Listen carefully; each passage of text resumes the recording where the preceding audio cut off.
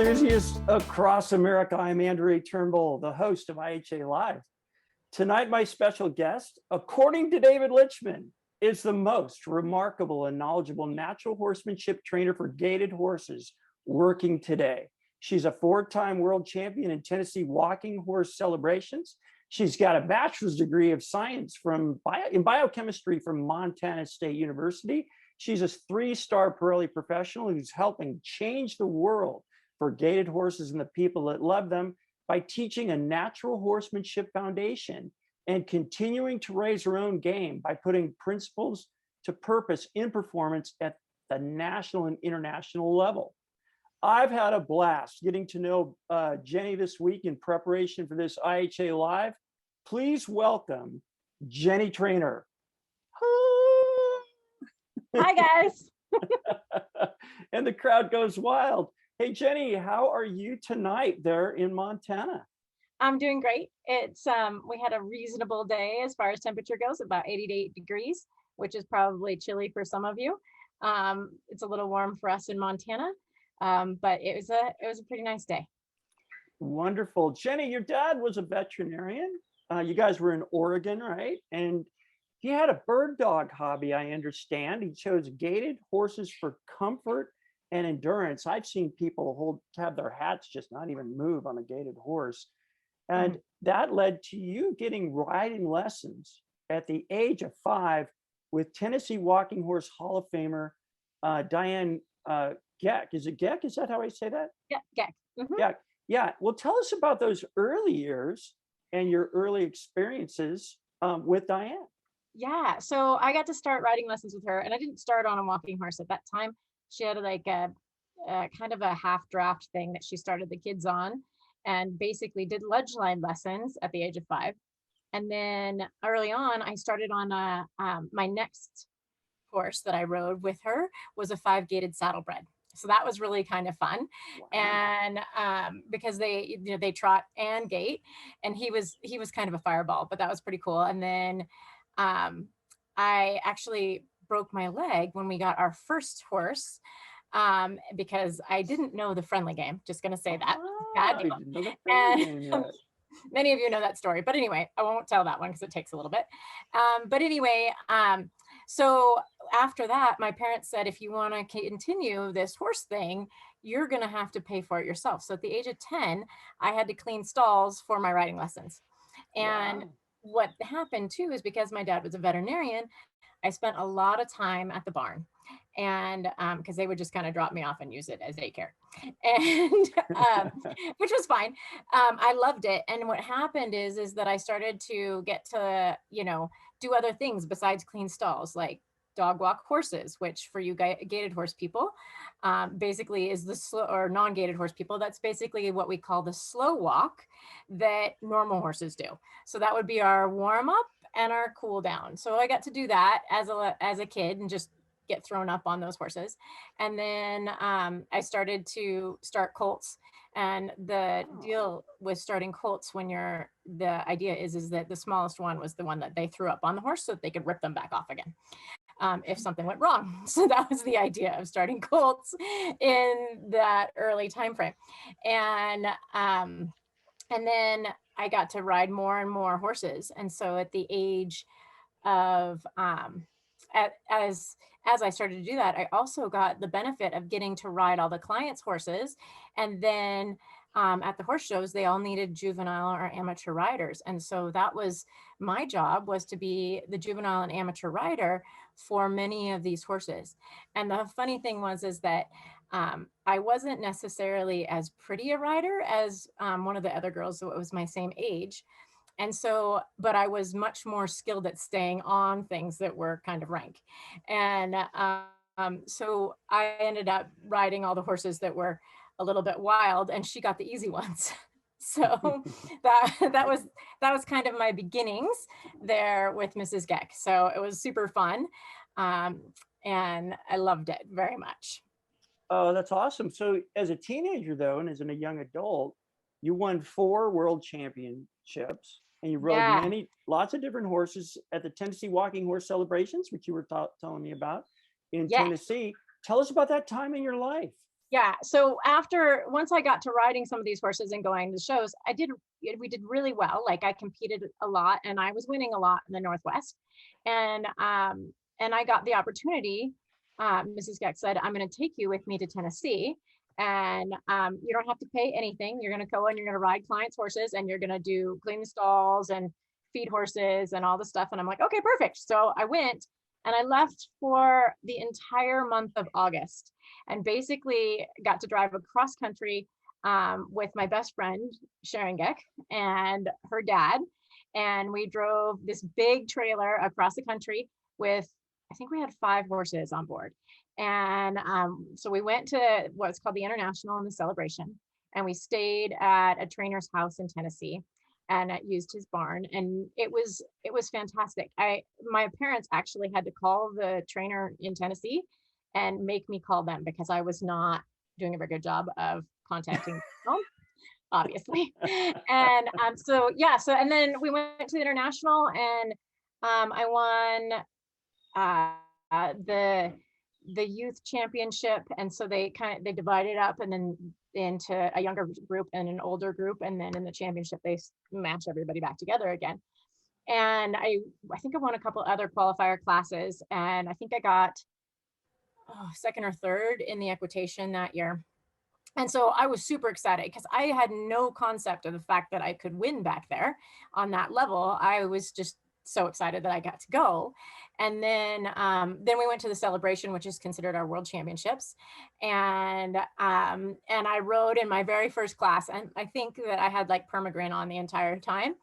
And it's kind of fun because the warm-up arena is really high, and you kind of go down this chute and you go under all these great big stands as you go down. It's kind of like, it feels like a roller coaster ride because it's like so exciting to get into that arena. And but I'm sure I had permagrin the whole time during that class. And it was really windy that day, and all of the stadium, it's an outdoor stadium, and it seats I think 20,000 people. This is big. And but all these metal chairs were like falling down and banging all around the arena. So it was really an interesting experience, but super cool. I was ecstatic when I heard my number called. And so that was the start of it. And I was hooked from then on at going back and being in Tennessee and in that environment and seeing all of the amazing horses and such. And it was, very different from the Oregon and Washington area as far as the level of horsemanship or the level of quality of horses. And so it was great. I had so much fun, and as a teenager, but it was, you didn't do very many wrong things because you didn't ever want to get grounded by Mrs. Geck. It did happen to me once, but that was later on when I was a little bit more rowdy of a teenager. Oh, Jenny, so that's great. You studied biochemistry at Montana State, and you spent some time as a biochemist, I understand. Yes. And you were doing one Tennessee walking horse demonstration in Denver. Mm-hmm. Tell us what happened when you saw a particular horse exhibition that many of us on the call are quite familiar with. Yeah, well, I'll start really quick because the reason, I went into biochemistry because I never wanted to be a horse trainer.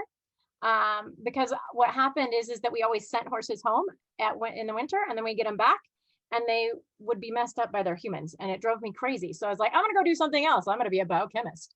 So that's what happened. That's why I ended up as a biochemist, because I couldn't tolerate, I had a really hard time tolerating the idea that I had to keep doing things that I'd already done with these horses every year when they would come back.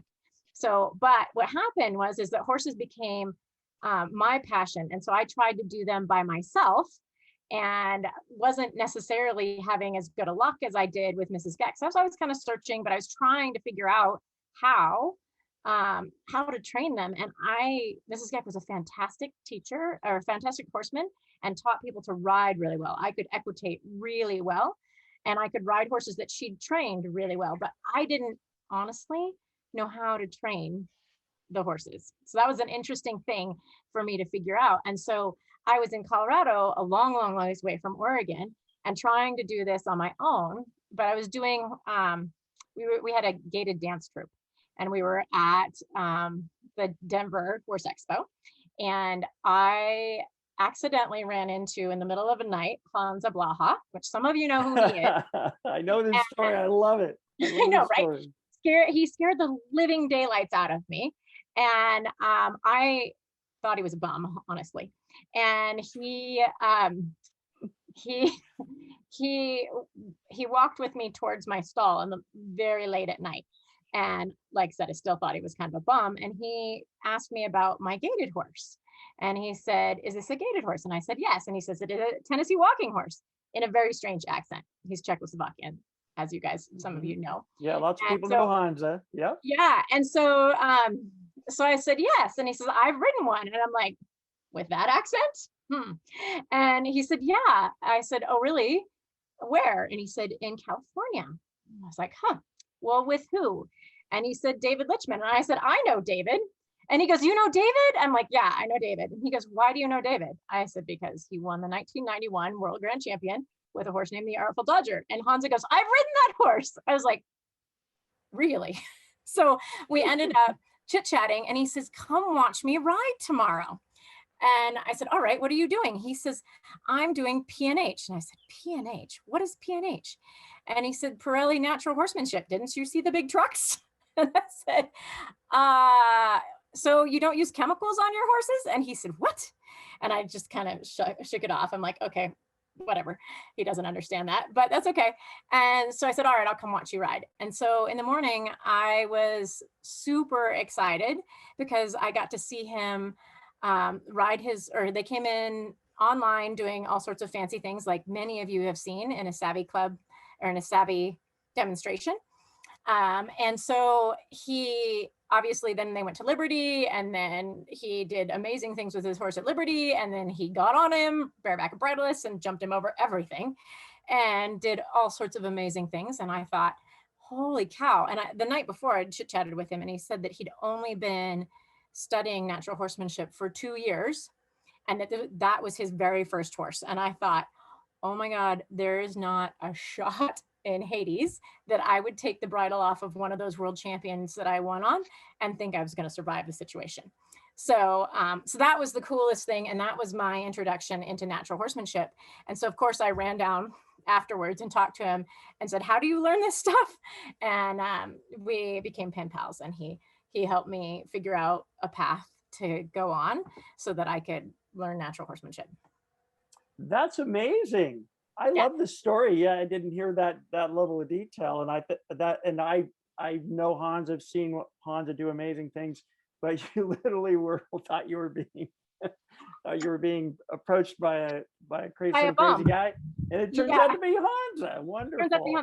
Well, he kind of like, it was like the night before the show, and he had this scruff and this funny hat on, because he kind of wore a funny hat, and then he had like a big duster on, and he was all kind of like cuddled down in it, and it was late at night in the middle of kind of not the best area of Denver. I was a little worried, but it turned out great. So yes, it did.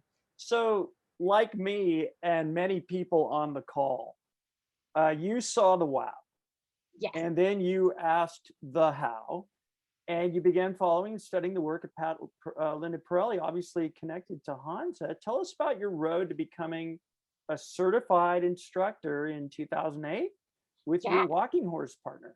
Yeah, so I saw Hansa in 2002. That was when I saw the first of it. And I of course was like, okay, well, this is really cool. How do I, and obviously David is doing this. So I looked up David. Of course, David wasn't doing any clinics anywhere near me, and I needed to figure out how to do this. So I tried wiggling by myself, and tried to figure it out. And Hansa kept telling me, go to a level 1 clinic. And I'm like, I am not going to a level 1 clinic. I have won 4 world championships. Why would I go start at the beginning? So little snot-nosed. And so I ended up, it took me about 6 months, but I finally went to my first clinic. And the first 3 hours were painful for me because I could not believe that we were going to pet our horse for 3 hours. And then then after that, like, it kept getting a little bit better. And back in those days, the level 1 was a 4-day clinic. And so about day 2 was when I was like, oh, this is really interesting. And within the first week, I'd passed the original level 1. Mm-hmm. Um, Wow, good and job. and my instructor at the time said to me, she's like, you can't, I had a horse show the following weekend. She's like, you can't go to a horse show. You just learned all this new stuff. I'm like, why not? So I went to the horse show, and then like the following Tuesday is when I passed my level 1. So one weekend, the clinic, went to the horse show, and then took another lesson and passed my level 1 on Tuesday afterwards. And she says, she asked me how much time I spent with my horses and whatever. And then shortly there, so then I just kept going and took a level 2 clinic with her. And then I think, unfortunately, my levels horse passed away. He colicked on me that winter. And so the only other horse that I had was a 2-year-old stallion. Note to self, no stallions. And so so I learned a great lesson, and that stallion I still have. That's my old man, classic. So some of you know him, and he's 21 this year. And so he, yeah, he's awesome. But that was quite a journey with me, and I didn't castrate him until he was 6, and I was going to go to the ISC. So that I could do that 6-week course that they had that started with liberty and horse behavior and all that stuff. So and I got divorced from my first husband, and I decided that testosterone was out for me. So that was why one of the reasons why he got castrated. But we had a bumpy road a little bit. Sorry, didn't know that part either. So anyway, so he, but it was really interesting, and it was, one of those journeys, because I ended through that journey. I was only allowed to assess with David. It would have been David Litchman, David Ellis, or Carol Coppinger, because Pat only would allow stallions to be seen by those instructors. The only one that came to my area was David Ellis. And so he would have me, like, he would put every horse away, and then he'd pull me out. And so my horse would have to stand in the trailer. I couldn't do the clinic with him, but my horse would have to stand in the trailer until we would do the live assessments. And this one particular one, it was the old level 2, and we had to do liberty, but instead of doing liberty in liberty and freestyle, and there was, I think there was a little bit of bridleless riding and freestyle at that time. And he put us in a great big 200 by 100 arena that actually had horses along the sides of it that were boarded there. And I'm like, don't I get a round pen? And he says, darling, you have a stallion. You have to prove to me that you're going to do it like this if I'm going to pass you in level 2 with a stallion. So I was like, okay. And so it turned out really well. But obviously flying lead changes were kind of my nemesis, which many of you may find that they are. I remember that level 2 required flying lead changes, and a lot of us that was a big bar. It was a big bar and really difficult for the walking horse. But anyway, and so it took a little while before I managed to pass level 2 because of that little nightmare problem of the flying lead changes. And then I started working for a ranch that had in Montana that had about 19 walking horses. And so they were people that I had shown with when I was younger, or against, let me put it that way. And they hired me to come ride their horses for them. And so what happened is, as I took 3 different horses, my personal horse, and they had 2 horses there, that I started to video the old level 3. And basically, when I went to the ISC for those 6 weeks, I took the video of all 3 of those horses and handed it to Kafa, I think was the person that was there. I remember Kafa. Yeah, absolutely. And, yeah. She viewed all of those videos, and they weren't complete, but there was a good majority. And she handed them back to me, and she says, I've never seen 3 walking horses that were that consistent, and obviously, or that consistent at being able to do all of the things that you're able to do with them. She said, now choose one and finish your level 3 with it. And so I chose a horse that I didn't own because he was better at cantering than my personal horse was, and ended up passing that, or finishing the level 3 in 2008, and then was accepted into the instructor program and went to the 10-week uni, is what they called it then. And so we did six weeks of uni, and then we had an introductory week, 6 weeks of basically that same 6 weeks that I'd already taken, but we got to take it and look at it from an instructor point of view. And then we did a colt start. And so that was really awesome. And but definitely interesting on the gaited horse, because I didn't get much, like Pat didn't find me very favorable on the walking horse. And so I didn't necessarily score super high as far as in his eyes. But I had to work hard. And that was the thing about the level 3, is that in order to get through flying lead changes on a gaited horse, it's not just luck. Like, there's a lot that you have to go into and figure it out. And I think that was one of the cool things. But then when it came to the colt start, I did really well, because I'd started lots of colts before, just not necessarily using natural horsemanship. So I wasn't as terrified as some of the other instructors that were with me. Yeah, good. Experience helped, but you had to adjust to fit using natural horsemanship. But you probably weren't that not natural, right, before? Well, I wouldn't necessarily say that. Like, I think, Okay. we did lots of long lining and lunging, and lots of people leading you for your first ride. When I would start colts, we would get on them this is pre-Pirelli, right? We would put them in a set of cross ties, and I would get on them in a set of cement cross ties for their first time. Like, that's not natural. I'm sorry, that's insane. And so No kidding. the fact that I lived through some of that is amazing to me. But so, and we did a lot of like leading to begin with. The first national show horse that I ever started, basically I had to jump off of him. This is obviously pre-Pirelli, because he would freak out anytime you got a little tippy one direction or another. And so we put blinders on him when I got on him. And then he'd take the blinders off and I'd ride him. And then when I'd go to get off, I'd just jump. So wow.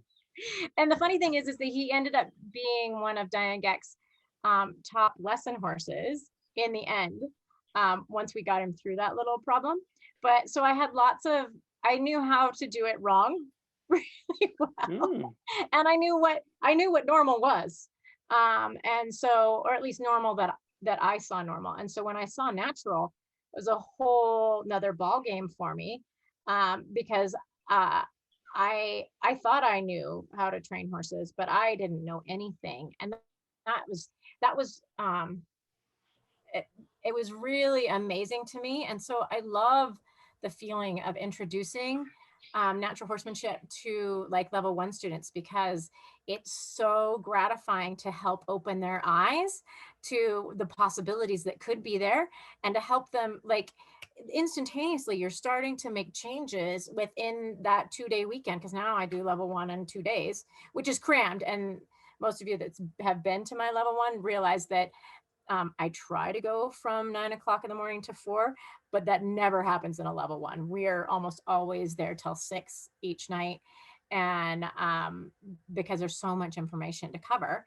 And yeah, but it's so fun. So that's the thing. Like, I know how I felt coming to natural horsemanship and from the normal world, and just being able to help facilitate that change for people that were like me, or that needed the help. Like, I didn't necessarily need, because a lot of people come to Pirelli needing help, or this is their last chance, or their whatever. And that's not how I came to Pirelli. I came to Pirelli because I wanted to learn how to ride bridleless. And at my first level 1 clinic, I'm like, when do we get to take off our bridle? Which would have been a really bad idea. But yeah. anyway, so yeah, so I totally just babbled there, and I'm not sure I completely. No, that was wonderful. I really enjoyed in getting that detail, but I'm telling you, it's like, I didn't put this in the promo, but David Litchman literally told me during a pre-call that you're stinking brilliant. And David shared this photo. I'm going to put a photo up on the screen. Can everybody see? Can you see that okay, Jenny? Mm-hmm. And I'm going to unmute for David, because we've I hit the ask to unmute. There we go. There's David. And anyway, why don't you two tell me what's going on in this photo from what I understand is 1991? Yeah. Yeah. David, do you want to go first? This is a great year for David. Yeah. Well, let's talk about Jenny's picture. So, Diane, I think it's really charming that you still refer to her as Mrs. Geck, because you were probably, you know, from 5 years old, you were schooled in that, and, you know, and you're 47 now. She's still Mrs. Geck in your mind, you know. But I always knew her as Diane, and she would have this crew with her, and this was the super horse competition. So I bet that you rode in some of the classes for that super horse. But she had a lot of riders and a lot of support and a lot of helpers. This was like for the pleasure horse, this was the pinnacle. She had to do Western English driving, trail obstacles, halter, and she was a fantastic horse. She did nothing but beautiful gait, and it was great. So that's why there's a giant crew there. I came with my friend Bruce Almeida, who has since passed, and he helped me a lot. So I would say that you know, he wasn't natural horsemanship, but he was very natural with horses. He was very tuned to animals in general. And so when I said that Jenny was, you know, the most fantastic one, working today, if Bruce was still working, I think she'd still be a second, because he was phenomenal and he helped me tremendously. And of course, we won the World Grand Championship. And maybe it's too much detail, but you run through these gates in each direction, and then they line you up on the end of the arena, and the judges confer and they fill out these cards, and you're waiting for like 15 minutes just sitting there. And then I think at this point, no, they didn't run the spotlight then. At this point, they announced that there is a tie. And wow. I'm tied with Marilyn. What's her last name, Jenny? McGregor. Or Yeah, Marilyn Orr. Marilyn Orr. Yeah, I was tied with Marilyn Orr, and she had won it the past 3 years previously, I think. You know, and so we're supposed to do a workout. Like we go next to each other, each direction of the rings, and the judges all clean slate, pick a winner out of those two. And I just couldn't hear anything. I couldn't see anything. Jenny's right, 17,000 people in the stands. I didn't see any of them. And Bruce starts kicking me. He's next to me. He says, go, workout. I said, what? Just go. So we're going around. I don't know what's happening. I change directions. And then they bring you back and they turn the lights down, and then the spotlight goes around. And then the winner is the Artful Dodger with David Litchman. And Yay, David! Yeah. Bruce and I, Bruce was gay, and so when we come up, that chute that she was talking about, that ramp, you come running up that ramp. I'd gotten off the horse. I think they have to inspect the horse afterwards to make sure you hadn't done something, in between. And we go running up the ramp, and Bruce is hugging me, and I'm, hugging him. And Jack Green, the photographer, he was there taking all these pictures.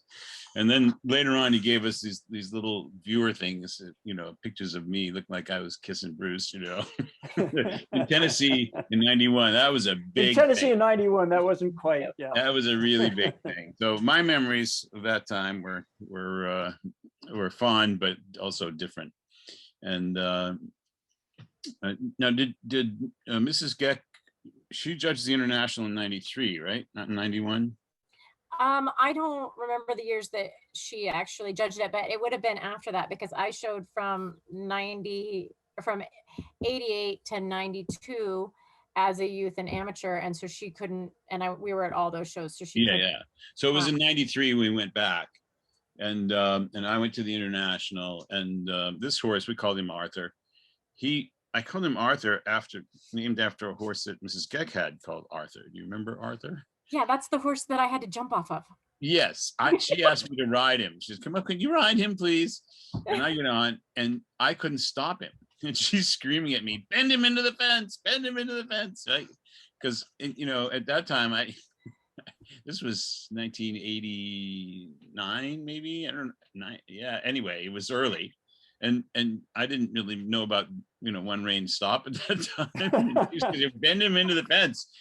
He kept going faster and faster and faster, and I couldn't stop him. So I named this one after him because he was a bit of a wild hare, and he would just get in these moods that everything would be going great. He said, fantastic gaits, we worked really hard on all that, but if he would get a hair across his ass, the first thing I would hear would be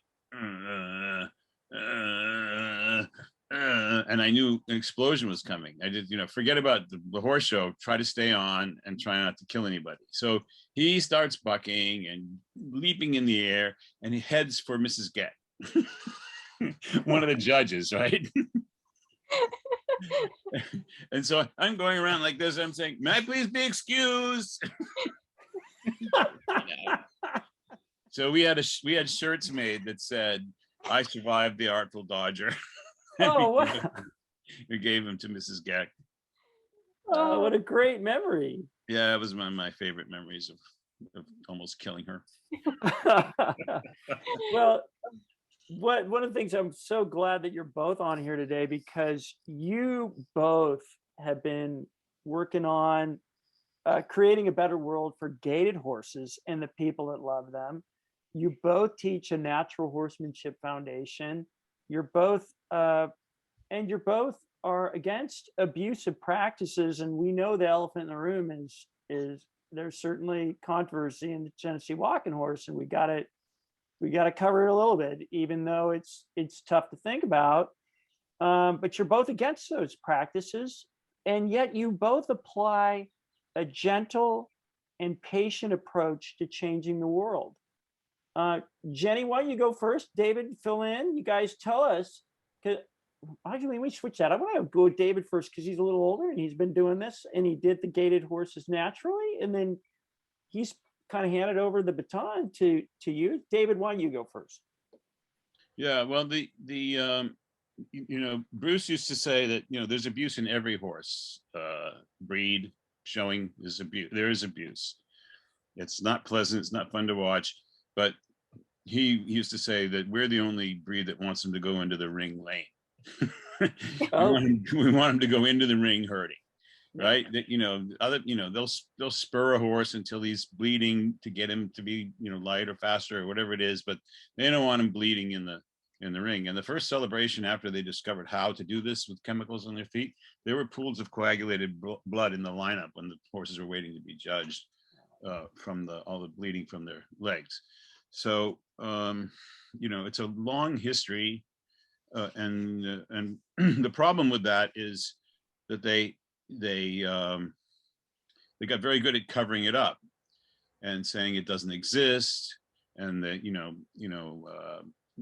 painting over the legs to make them look like they hadn't been scarred, and they just got very good at hiding this, and they don't call it soring them or hurting them. They call it fixing them or helping them a little. We're going to just help them a little to get their gait a little bit bigger. And at some point I became a little bit forgiving because I realized that there's three things that made that thing happen. The first thing was 17,000 people watching horses go around the ring from that top row. You watch any one of Jenny's horses going around, it's not gonna look like much. These big lick horses, they're stepping up over the rail, so it's a big spectacular thing that you can see from far away. Sadly, it's like the gladiators, like Romans watching the gladiators fighting the lions, or Christians fighting the lions. It's brutal in there, but it is big. The second thing is that people who aren't that good of a rider can sit on that big movement, and it feels great. You don't get bounced off like the trot. It's just a super powerful feeling. And the third thing is it's kind of it's cultural. It's passed on from father to son and mother to daughter, you know. And a lot of times you go around to a barn and they say, oh, my wife does all the fixing, you know, I don't know, you know, she knows 1 drop, you know, 2 drops, how much to do. They'll tell you right up open in front, because they don't really, you know, it's been passed. That's the way it's always been done. They don't see it as abuse. So there, you know, there's a piece of me that wants to say, okay, I understand how it happened, but we need to we need to change it. And then of course the professionals that do it, they're just heartless. They just they don't think of them as animals. They're mechanics.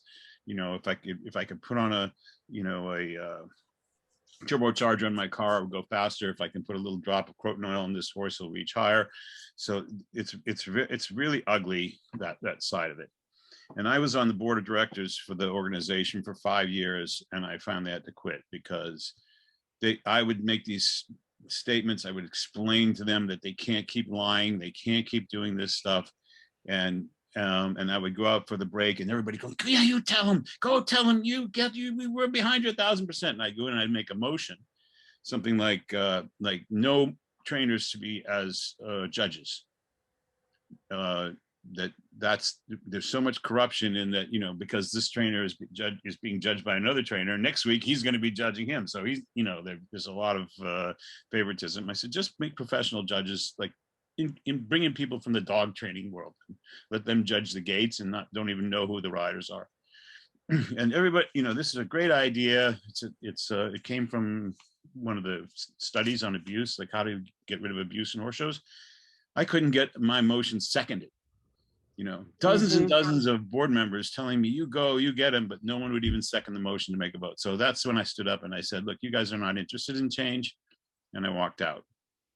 And then, you know, Bruce would say, you know, you're never going to change those people. What you need to do is, you know, just should be a good example. Interesting. And years later, Pat Pirelli said the same thing. He said, don't go the extra mile for somebody going 60 miles an hour in the other direction, because they'll never catch up. It's just not worth putting any effort into that.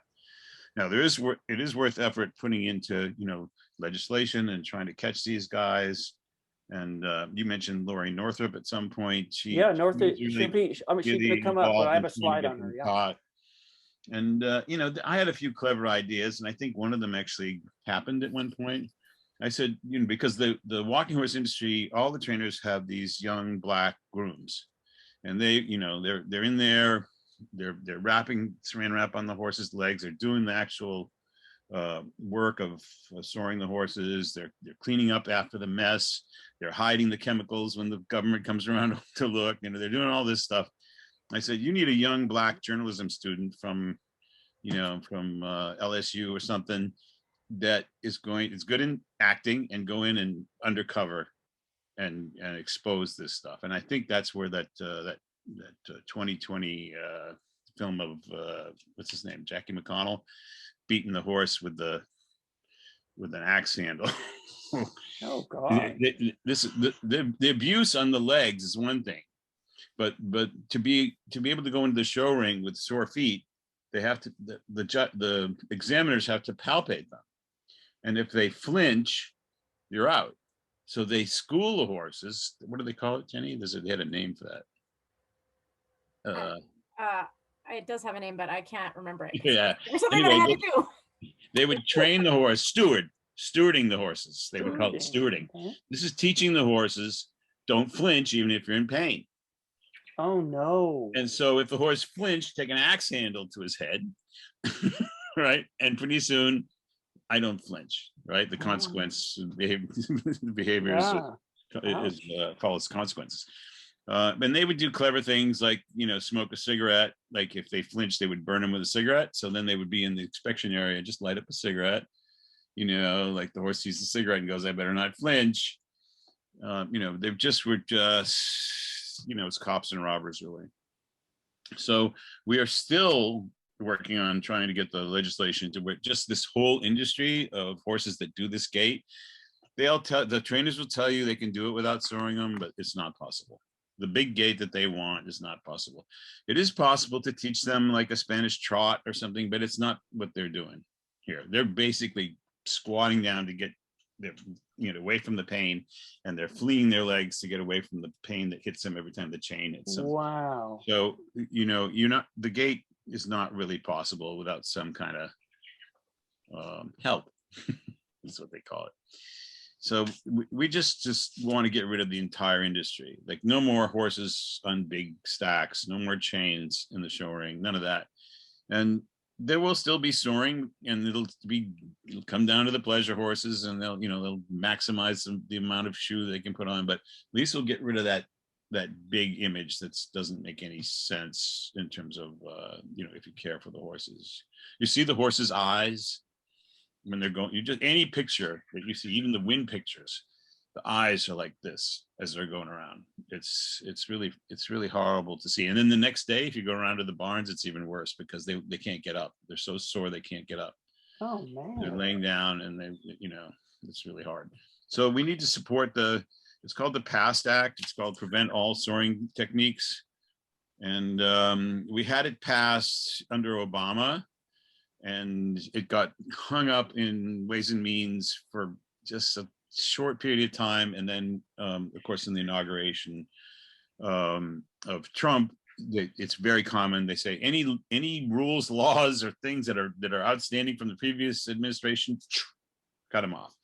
We want to evaluate everything. And we worked really hard at that time to try to say, look, there's a way for the Secretary of Agriculture to come in and say, okay, this one is still good, even if it was previous administration, but it never happened. So now we're back around, and it's before the Congress again. And this is the Humane Society of United States, American Society of Prevention of Cruelty to Animals. This is where you need to support to help them. But it's called the PAST Act, P-A-S-T. Oh, cool. So Thank you for that. Maybe more than you needed to know about that. Well, thank you. No, but I think we need to understand this. And I mean, Ada is just commenting there. Thank you for shedding a light, because a lot of us who aren't necessarily into gaited horses, I mean, we love watching them, but oh my gosh, this is a real eye opener. However, David, right behind you, and I could see it next to your bass guitar, and we're both bass players. I love it. But you have your gaited horses naturally videos, and you were able to kind of be one of the leaders in doing gaited horses naturally. Right. And of course, we're going to transition over to Jenny, but I want to talk about what you were doing as you're handing over the ball. Right. So here's where Jenny and I are different. I would say where Jenny is better than me in many cases is that I didn't, when I started out, I just said, oh my God, these people, they can't even lead their horses. So they needed probably foundation, same as what she discovered. And then I just said, what do most people want? They want to ride a smooth gait safely, and maybe canter, maybe not, but they just want to get on, have a smooth gait. And they were riding these horses that were not bred to easily do a smooth gait. They were pacey. And so we had to develop techniques. And I just wanted to say, can you ride on a loose rein and smile and have, and so I developed a bunch of techniques that said, okay, let's try to get these horses to go even 4 beats. And I don't care, where their legs are, or where their head is, or as long as they're not super hollowed out in the back and unhealthy, just go down the trail that way. What Jenny's been able to do is say, no, there's a specific gait for Tennessee walking horses, which is spectacular. And I want to teach the horses how to do that gait using natural horsemanship. So that's, that piece, she took all the pieces. She said she didn't learn how to train from Mrs. Geck, but all the pieces she remembers doing. Oh, we used to pace them lowering when they were pacing, we'd lower their head, or she would remember or we'd go faster or slower. She'd remember all the things and started building them into this thing that she's doing, which basically comes down to cause the wrong thing to be difficult and allow the right thing to be easy, and let the horse find the gait on his own. But she's very particular about the gait, and it's spectacular to see that every single one of her horses. This is the thing about Bruce Almeida was, a mark of a great trainer is all the horses look the same. Doesn't matter where they came from, how they started. Now, part of it is picking the right horse, but part of it is knowing the shape and the picture and the movement you want, and knowing how to get it with different horses, different horsenalities, different levels of ability, different conformation. They all come out doing this spectacular Tennessee flat walk and running walk. And that's what Jenny does. That's why I think so highly of her, because she does that and she doesn't rely on any gimmicks of any kind. Yet they all come out with this, you could say it's the Jenny Trainor stamp. That's what the horses look like. And sometimes, she goes to Tennessee and she doesn't win, and she comes back and she said, well, those horses were doing a lot. And I said, yeah, but in your heart, your horses were given their maximum, without any kind of hurting on them. So it's better that you go and lose with pride than to go down there and try to compete with them. But she's getting better. I think maybe this year she might come back with a ribbon. I don't know. We'll see. Well, David, I mean, going over to you, Jenny, tell us, and I'm sure there was quite a handoff, because there was several times when you two connected, and then Jenny, tell us how you're carrying the ball now. Well, I'll go back, like the Diane Geck, the gal that taught me, I'll just kind of go backwards a little bit, because we talked a little bit about the soaring thing. Diane Geck was known for being a natural walking horse trainer, which just meant she didn't use chemicals as her go-to for training horses. And so that was something that's one of the reasons why I had some idea of how to do it. I just didn't understand all the parts and pieces, and she didn't have the language that Pirelli has. And so I think that was the biggest thing. And she was happy to use other mechanical things like draw reins, this lovely thing that people call wonder bits, which is like the most not wonderful bit I've ever seen. And then we did high walking, and we would use these, we would instead of using chemicals, we would blindfold the horses, and we would let them pick up their feet, and they'd hit a stick. And so then they try and step over the stick higher. And so we would teach them how to do that, but they couldn't see. And so you had to guide them, right? And then we'd put a little thing on their foot that would make the same knocking noise every time they'd pick up their feet. So they thought about it, and they would have this animated gait that way. So, it was still kind of mechanical. They weren't in pain, but it was definitely, there was definitely some interesting training techniques, but it was, that she was considered natural for that. And so that was when Hansa said, we do Pirelli natural horsemanship. I'm like, yay, you don't use chemicals. And he looked at me like I was crazy. But yeah, you were saying that the definition of natural to you was don't use chemicals. Don't use chemicals. Well, the definition of natural to us is a lot different. Yeah, go ahead. Force, fear, mechanics, and intimidation. That's what we think of as not as natural, right? So there was some draw reins, can be very forceful. However, you can also use draw reins, which I just this year put on a set of draw reins and use them in a way that made more sense and wasn't me making them stay there, but I could pick it up and use it. And so I think, a lot of that is that box. I tell my students that the box of knowledge that I got from Mrs. Geck, I put it in a little box and I threw it in the closet until I managed to get through level 4. And then I started to pull it back out again and pull these things off and dust them off. And like draw reins up until this year was a no-go for me. I was like, not touching a draw rein. That is force, fear, and intimidation, and mechanics all the way. And but I have since been like, I'll experiment with it here and there. Now that does not mean that I put them on them every day, but it is one of those things that I'll play with every now and again.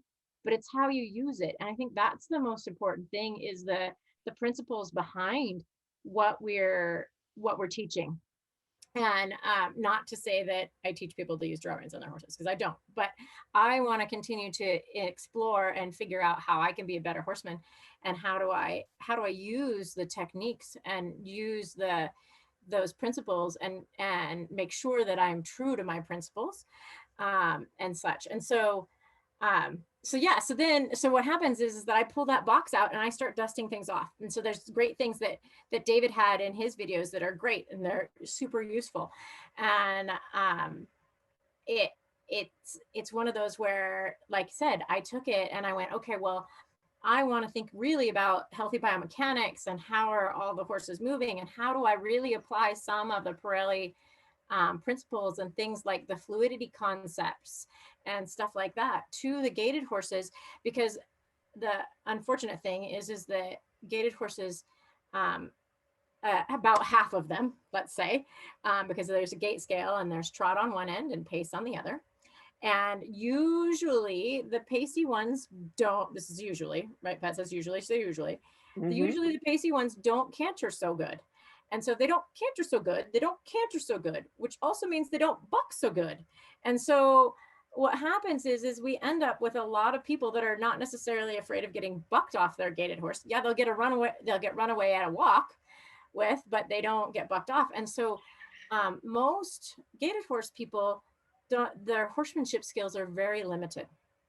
And so that's where, you know, natural horsemanship is so awesome, is that we give them some of those great skills and pretty much just do Pirelli or do natural horsemanship. They don't have to be denominational, but do natural horsemanship and a lot of your problems will go away. And that relaxation comes in. And once we get relaxation, then we can really start to have better gaits. At least for the most part. There's going to be definitely some of those people that have that try to use tension in order to get gait, but that's not something that I strive for. And one of the first times that I actually got to meet David David came and did a clinic at a facility that I was working for. It happened to be a ranch that had like 60 head of Pasafinos, which was crazy. And we were working on having our horses go with their head down, and so that they could lift their back. And David said to me, well, they can't pace like that. And I said, sure they can, watch this. And I stuck my horse's head down and she went to pacing and he was like, holy cow. And she lifted her back. And one of the things, so that it's very possible, but the bend is the key part. And that's something that that David did in his original videos as well, as he put a little bend or a little lateral maneuver in that. And so then just how do we like accentuate that and really work towards helping them become a better gaited horse? And then I think the key thing that David and I did Lori Northrup got us to do a gaited horse course in Florida at the Florida campus for Pirelli together. And it was super awesome. And so that's when David asked me, he said, well, what do you want to teach? And I said, I want to teach them how to teach their horses to gait on the ground. And David looked at me and he says, you can do that? And I said, yeah, can't you? And he said, no, I think you need to show me how to do that. And so we did it. And it was basically, it's the same thing that David was doing in his videos, but from the ground. And I actually learned it from accidentally from David Ellis, because he had us doing hindquarter yields on a 22-foot line. And my horse was pacing around the circle. And he said, do a little hindquarter yield. And as soon as I hindquarter yielded, my horse quit pacing and went to walking. And I went, well, that was very interesting. And I did it again and it happened again. And then I had 19 horses in training at the time. And so I did all of those horses that I had in training. And then what happened is that I started to practice on people at clinics. And because gaited horses found me. And so I'd end up with more than your average clinic. And I just kept practicing on them. And then I decided, you know what, I have enough information here. I'm going to put it together in a clinic specifically for the gaited horses. And so now what I do is I teach a lot of gaited horse clinics, and they don't have to be Pirelli students or natural horsemanship students. If they are, it's way easier for them to learn what I'm teaching. But I teach a lot of non-Pirelli people that just want to come to a gaited clinic. And then what happens is they start to see the beauty in natural horsemanship. And so this is the kind of the back end version of things, is that I keep gathering all these gaited horse people, and then they go, how are you getting your horses to walk like that and to gait like that? And how are you getting them to be, can you get my gaited horse in the trailer like yours do? And so then they start to want to know how to do Pirelli. And so then I come back and I end up doing level 1 clinics for them, and so on and so forth. And so that's the beauty of what I've been doing. And then and you have it in an online course now. And I have it in an online course now, because I can't get to everywhere. And so so I decided, and COVID happened, so why not, right? And so I put it online, and it's been really fun as well. But it's super fun to get to do that. And then I think the cool thing, where were we going with this conversation? Well, I think to remind you guys, it's the fact that you guys you're changing the world, not in a kind of bravado way. You're doing it in a subtle way. And you absolutely just said that in what you just described. You're spot on. But it's really around the revolution in natural horsemanship, what it means to mankind. You two are making a difference in Gaited. And this is an awesome opportunity to have the master and the younger one who's taken it even further. Yeah. Continue to change the world. So here's they have, I used to say it's like bringing water to the desert, because these people needed it so much. They needed the natural foundation so much. Just because of the nature of the fact that the horses didn't trot and they weren't falling off, people who without very many skills of any kind, riding or on the ground, were getting these horses. So showing them some stuff was like bringing water to the desert. But I did want to say that, it's kind of come full circle as well, because, I bought a little horse as a successor to my horse 13 that died. I wanted to get one that was related to him. So I bought the only one that wasn't gray that I could find in the area where those horses were being bred. And if he's 14.2, that's got to be like right before he's being his feet trimmed. Right? So he's kind of small, and I discovered he doesn't really like me to ride him because I'm kind of big. So when I had, small people here, they would ride him for me, but they didn't know anything about gaited horses. So I keep trying to get Jenny to come down and ride him for me. But in the meantime, she's really helping me, coaching me. When I have a rider, I'll send her a video and they say, okay, look, what's going on here. And somehow, with all the different riders and the big COVID break, somehow he's starting to do better. and she's still giving me tips on, okay, now have this rider do this or that. And interesting, the little bit of disengagement of the hindquarters, it's the same process. She's saying, come on, do a little bit of shoulder in, get this thing moving a little bit laterally, and switch from side to side. The same things that are in my video. Hear them from her to make it work. I did want to say that she was lucky to get David Ellis as her instructor, because David always had walking horses in his life. He, also quarter horses and stuff, but he's always had walking horses in his life. So he wasn't shocked when she showed up with a gaited horse. Maybe he was shocked she showed up with a stallion, but not he understood gaited horses, and that was really lucky. And I'm a little bit surprised that Hansa, I didn't know the Hansa story. You know that? Oh my God, he terrified me. I thought I was gonna die. I really did. Well, I'm a little bit surprised that he was bragging on walking horses, because he really does not like gaited horses. He finds them to be the most unathletic, uncoordinated things you could ever sit on. Why would you ever want one? I think he wanted yet he rode them at my house because that's what we had. Oh, yes. Well, I think it was funny, but I think, so here's the cool thing is at that time frame, you and David Ellis and Carol Coppinger were the only 5-star instructors at the time. And all three of you had gaited horse experience. And so I felt like I was in very good company, even though Pat didn't like me very much because I was riding a gaited horse, but I felt like I was in really good company because you guys had to figure out how to get it done on a gaited horse in order to pass the levels. And it was harder. Well, I think Pat likes you now, by the way. Oh, he does like me now, but before he thought I was. But when I did it, it was 1994, and I had a quarter horse in training, and I just rode him for the flying changes. There you go. I did not get my gaited horse to do the flying changes at that time.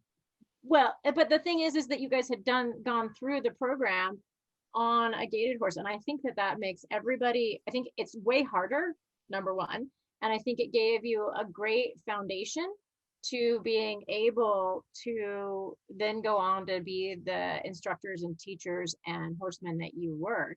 And so I felt, even though, like I said, at that time, Pat didn't like me. He has since, like about 2015 is when I started to not, like, he started to look at me and go, oh, I think she does know what she's doing. It just took me a while to get there. And And I think that is just all crediting towards, taking the time it takes and figuring out how to get through it. But I think you guys, that's why Carol and you and David had such success, is that you had to work at it. It was hard. Well, there's a piece of prejudice, like with Hans, it was really glaring prejudice. He's not a big fan. I mean, he's a fan of my horses because he's a fan of me, but the gaited horses, not so much. But there's this prejudice amongst people who have super athletic breeds. The horses have a different purpose. They're really, they can do a lot more athletic things than people ever allow them to do, but they're never going to be cutting horses or reining horses. I mean, they can do those patterns, but they're never going to be that wouldn't be your go-to choice if you wanted to do that. No. So there's a lot of prejudice amongst people that do a lot of athletic stuff. Pat does a lot of athletic riding on the horses, cutting, reining, working cow horse. So that's the feeling he likes. And, I let him ride my horses a couple of times, just, say, hey, look, Pat, you can ride the gate. You can do the gate bridleless now, you canter bridleless, actually canter, real canter. But so you do run into that there's this prejudice, and it's not founded in fiction. It's founded in fact. They aren't as athletic, and that's why it's harder to get through the levels program with the gaited horse. But we do have a lot of them. We got about 10% in Pirelli that are gaited horses at this time, I think. So people are drawn to it, and it's we're glad to be able to offer it to them. Yeah. And I think, like, for me, the other part of changing the world is that I've been going back to Tennessee since 2015, when you and I did that course. I went through Tennessee on my way, and I bought 2 horses on my way to that course. And I went to a barn that I had some good feedback on them, to being fairly honest. And so I pulled in that night to that barn, and which I'm not going to name names, but it was awesome because I went into that barn and he said, just pull in, plug in your horse trailer. And I had Classic, my old man, with me, throw him in the round pen, and then make yourself at home. So I walked through the aisleway, and there was not a single wrap on any horse in that aisleway. And I was like, oh my God, this is the most amazing thing anywhere. And there weren't any padded horses at all. So I got to choose, because he was a sale barn. And so I got to choose horses. And when I first showed up, he says, well, what do you want? I said, I want project horses, and I do natural horsemen. I do Pirelli natural horsemanship. And he kind of looked at me and he was like, ew, you wiggle ropes. Yeah, the wiggle ropes. And so, but it was really cool because he let me play with the horses so he went through and he told me all about each of the horses that I was going to look at and what their problem was. So he told me what their problem was. Like, won't stand still to get on. You can't catch him in the stall. He's an idiot. All of these things. Like, he would just tell me what was the problem. And so the first horse that I played with was a horse that wouldn't stand still to get on, and you couldn't catch him in the stall. So I had to go catch him in a stall. He had a halter on. So I had to teach him how to catch me in the stall. And then I brought him out, got him saddled and ready. And I went out and I played with him with my stupid orange stick for about 45 minutes. And my rule, and this is my rule to any of you, if you go to buy horses, the owner needs to, or the trainer needs to get on them before you do. So that's still my rule. And so I said to him, well, I've got him, he's ready to get on now. Would you get on him and show me what he does? He goes, okay. And I had the horse standing at the mounting block, and he kind of looked at me. I'm like, just stand on the mounting block. It'll be fine. And he gets on the horse and he looks at me and he goes, what did you do to him? You've been playing with him for 45 minutes and this horse has never stood still for anyone to get on. And I said, friendly game. And he goes, what? And so then he went off and he rode the horse around. And so I'm like, okay, the horse isn't going to kill me. So he got off and he goes, and furthermore, what else did you do to him? Because obviously I didn't ride him, because he's never stood still for anybody to get off of. And I said, friendly game. And he was like, what the hell? So I got on the mounting block. The horse came over and picked me up, and I got on him and I rode him. And this trainer was like scratching it. He's in Middle Tennessee. He's scratching his head going, who is this weird rope wiggling chick? And so funnily enough, I actually bought that horse and it turned into my mom's horse. And then, and his name at the time was Dude. And then the other horse that I had was a left brain extrovert, and he was flying off the walls. The horse that I bought for my mom turned out to be a right brain introvert. And so this horse is flying off the walls, and I just basically did a figure 8 pattern against the wall until he quit being an idiot. And again, had him ride him first, and he goes, "This horse is calm and he's quiet and he's walking. What did you do to him?" I'm like, "You were standing in the arena with me. You saw what I did, you know?" And he's like, "Holy cow." So I bought those 2 horses, and then I was going to proceed on to Florida. And he says to me, he says, "I know you bought your horses, but I need some help with some other horses. Do you think that you could ride these horses for me before you go? Because I had to get Coggins pulled and health certs before I could travel to Florida from Tennessee." And I'm like, "Sure, that sounds like a great time." And so I rode these other horses, and he's like, "Okay, I really thought Pirelli was a bunch of crap." He goes, "But this is good stuff." And so I've been visiting him every year, almost every year since then. I didn't go last year because of COVID.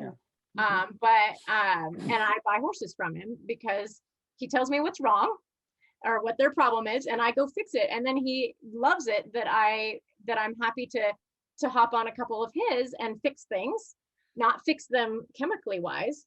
And that's the thing that happens a lot of times in Tennessee, is they'll use those chemicals to fix some of those behavioral problems.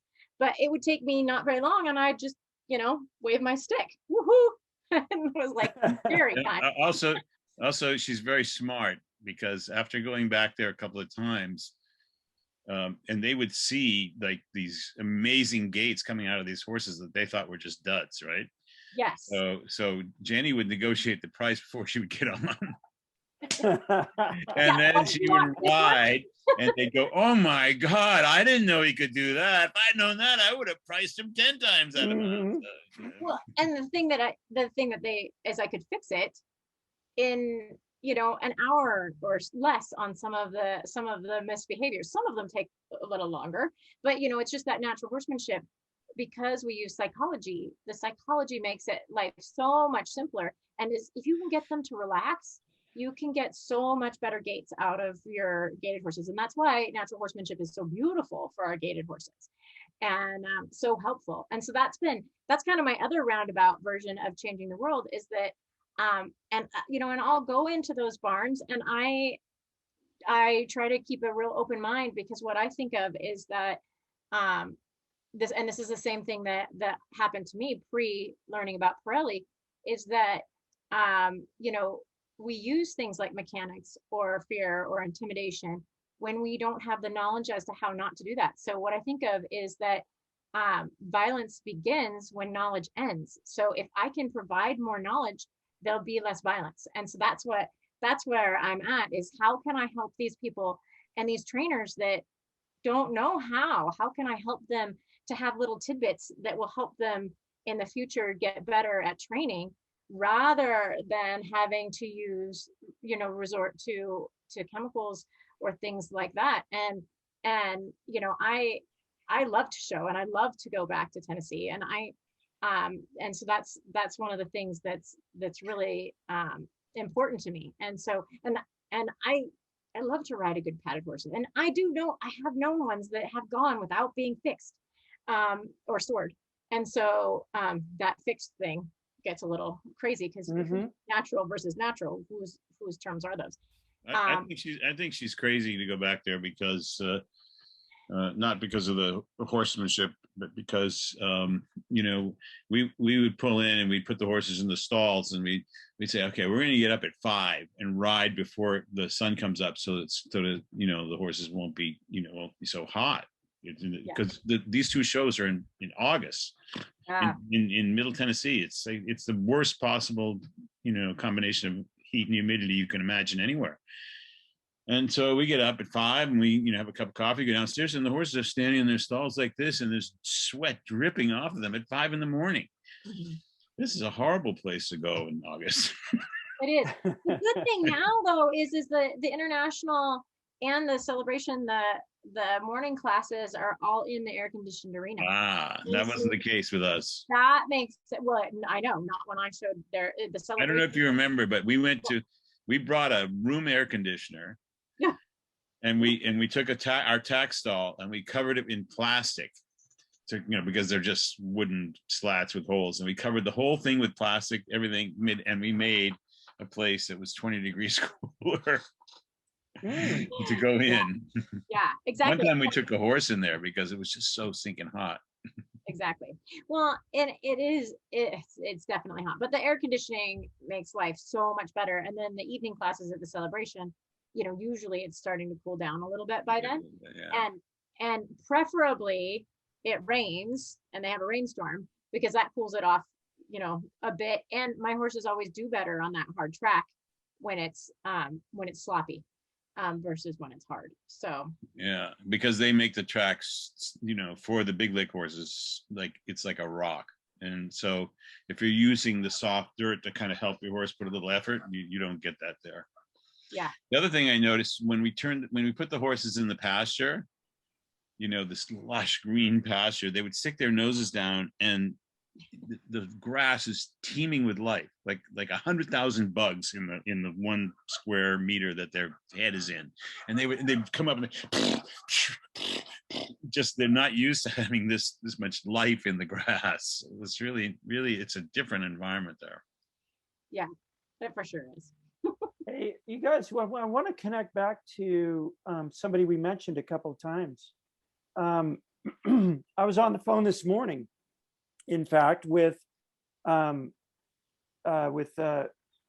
foundation business with Lori Northup.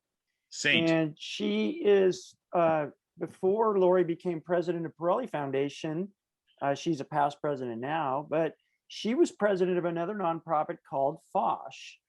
And the acronym is Friends of Sound Horses. Lori told me that FOSH takes positive educational approach to advocate against abusive practices. And she also told me that she's excited about hosting Jenny very soon to do a clinic back in New England. Tell us your experiences about FOSH while I put up a little picture about FOSH. Back in the day, because I was in Denver, that was kind of my first dealing with FOSH, because they actually had some shows there. And so, I would show, and it's one of those things, because I do love a good padded horse. I don't like soaring, but I do love a good padded horse. And so it's an interesting thing, but that was a place that I could show, was at FOSH. And so I would show there with them. And the timing, like I said, the timing was interesting for me, because at that time I hadn't found Pirelli yet. And so there was a lot of trainers there that were doing really nice things with some of their pleasure horses. And so that was the cool thing that I got to see. And most of them were rolling around the idea of dressage, that we're doing a better job. Now, as we all know, just like David said, there's abuses in every discipline. And so dressage is really no different. There's abuses that happen there, even though they're trying to do it through the body. There's roll cur and all that sort of stuff. And so you still saw a lot of force, fear, and intimidation in that as well. But what I saw was that there were other trainers out there doing some things that I didn't know how to do from Mrs. Geck. And so, and that's one of the things that I think that Pirelli has really helped me with, is a lot of the work that Linda did with finesse. And because finesse in what Pat does, he talks about it, but you don't, figuring out how to get them to lift up and use their bodies better, he just says they do it. And you do this thing called vertical flexion with bridles with slobber straps on them. And usually my horses always ended behind the bit. I was like, oh, this is terrible, and then Linda helped me figure out how to not have that happen. And mostly I think Pat can do it because his feel is amazing. And so Linda had to explain to us mere mortals how to do that better. And so that was really an interesting an interesting way of going about that. But that was the thing that I really got out of it, because I didn't get so much into the legislation. Like I didn't serve on any of the boards like David did or anything like that. A lot of it because I was so young at the time, and also because I went the direction of biochemistry. And so I went at it like, I want to do this for me, and I'm going to do it how I want to do it.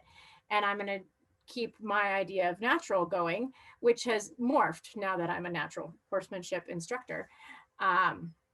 And yeah, so that's kind of where I've gone to it. And yeah, so, but Lori has been really cool, because what Lori did is she put together that initial clinic that David and I actually got to teach at on campus.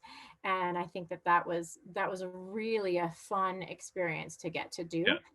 Yeah. Lori is very smart. She's a saint in every respect of the word. She's just a really lovely person.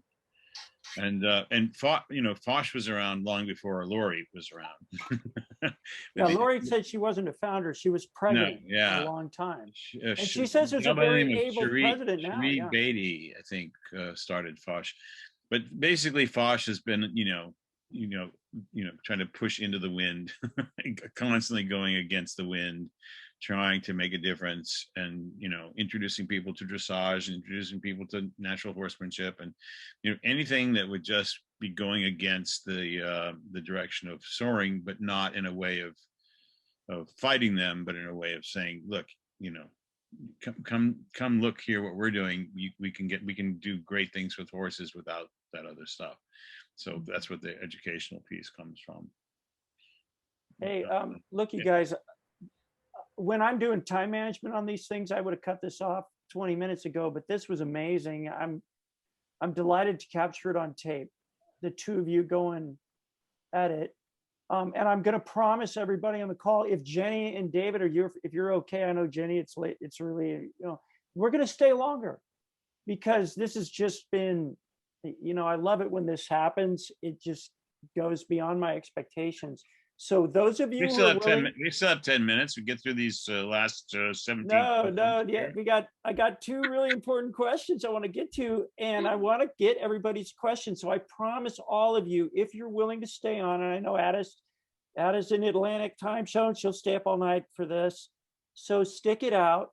Okay, so one of the things I want to do is, as I promised everybody, that we would talk about what Jenny's going to do later this month, and in August. She has a plan that she may have to adjust the situation. We'll get to that in a moment. To go to the Tennessee Walking Horse Championships. She has a goal to win. However, she revealed that she's got a growth mindset, and she's got the ability to adjust the situation. Tell us what you're up to later this month and in August, Jenny. Yeah, so I had my kids are in 4-H. And so what happened is that my kids and my kids 4-H fair and the International Horsemanship Horse Show overlap by like 3 days. And it's a 3-day drive from here. So there's no way that I was going to be able to compete at the International if I wanted to do it and be at my kids fair.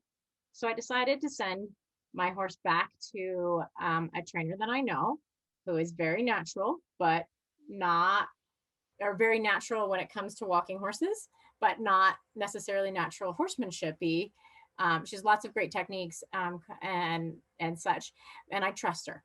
And so I sent him back to her, and because A, it would help him adjust to the heat and be there ahead of time, and B, I took a clinic from her earlier this year and wanted to learn from her. And so this was another great way for me to get to learn from her, because she's won like almost right around 200 world championships and world grand championships. She's fantastic. She's amazing.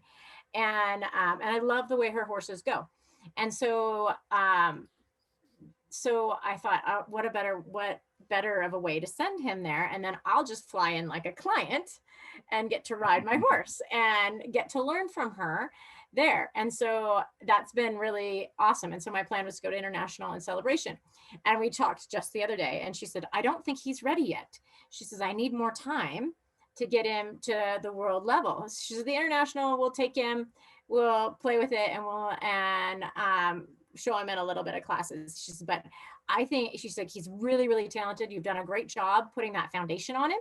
Now, she's like, I just need more time to put that show ring sparkle, the icing on the cake that Pat always talks about. And that's the thing for me, is that the more I know about the finish, the better a job I can do about the, the foundation and bringing that in. And so that's, I felt really weird sending my horse off to somebody else. But I felt like he had enough of a foundation going that life would be good for him, and that he would make it, where he's already failed in Middle Tennessee once. That's why I have him. And but he'd spent a year and a half with me, and I'm like, I think he's ready. And Hannah had seen him, and so she said, yeah, I'll take him. And so she said, she's like, we'll see where he's at. She said, we got another week and a half to go, and he's coming around, but it's interesting. And so the beauty there too is that, she asks, she says, how is it that all your horses are so relaxed? Every time she sees me, my horses are like falling asleep. And when she got him there, she's like, this horse has got a great temperament. What? I don't understand that, but that's another way for me to go ahead and show what Pirelli produces. And so it's kind of an interesting thing, and I'm very excited to go back and be in her barn and get to learn from her. And so that's what I'm up to, and I'll show. And so the other piece of the puzzle, Jenny, is that to get that sparkle, or to get, let's say, even without gaited horses, high school maneuvers or big, powerful pirouettes and piaffe and passage, all these things, you need to be able to have quite a bit of energy and put some requests on the horse. And so to what you said, like the sparkle, to put that sparkle on the horse requires that he be relaxed first, right? Because if he's already tense, it's just going to turn into fizz. So he through what Jenny's done, he's most likely learned how to accept pressure without getting scared. Yes. And so now they can start saying, okay, can you take a little more pressure to just give me a little bit more, pizzazz that, it's going to put you in the world-class level. The other positive thing is the international is before the celebration. So you get that, it's like a practice run. You don't, you can go in there and see how he's doing and make judgments about what to, how to adjust things. What division is he in? Country Pleasure is what I think we're going to put him in, and which is the lower end. And so the cool thing there is that that shoe it has to be a keg shoe, which means it comes out of the keg or the barrel. It's a manufactured shoe that it's the same as any quarter horse or thoroughbred. And I typically use the eventers, so it's the heels and toes that lots of you have on your horses. And so that's the division that he gets to go in, is that one. And or that's probably where he's going to show. And so I'm very excited about it. I think that, for me, it's a great learning experience, and to see, to be in that environment with them and have some of those trainers that are willing to look at things that are obviously going to do it natural their way, and that are also interested in how is it natural that you're doing it. And so the thing that's a little bit difficult is that, knowing horsenality, he's a left brain introvert, left brain extrovert. So he is not easily intimidated, right? And so that's where she's like, this is a different creature than she's used to getting. And so he's not opposed to fighting her, or to putting up well, why should I? And so that's that communication. And so I'm really it'll be interesting to actually get to work together on him, because I sent him and I was like, here you go. Have him.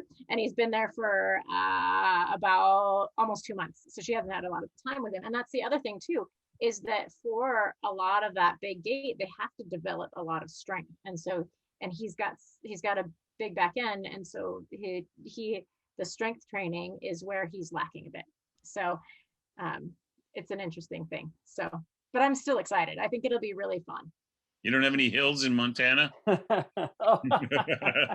yes.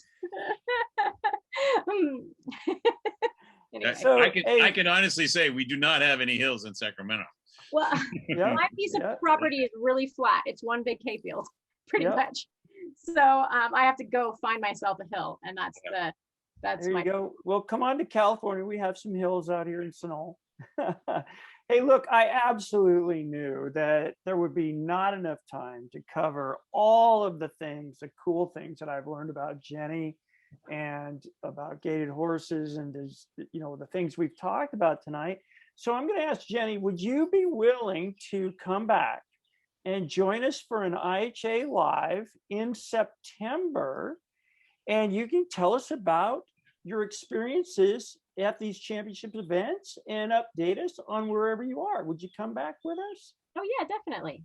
Yeah, because I think I'm super excited to get to be there again and learn and be in that environment and talk about what we do as Pirelli people and so it'll be fun. I'd love to come back and I think the cool thing is like I said, learning how to use or how to pull out some of those old techniques and those old things that I've learned from Mrs. Geck and dust them off and make them look more natural and make them be more natural. So You can bring back the celebration issue of The Voice and hold up the picture of you in the winner's circle there.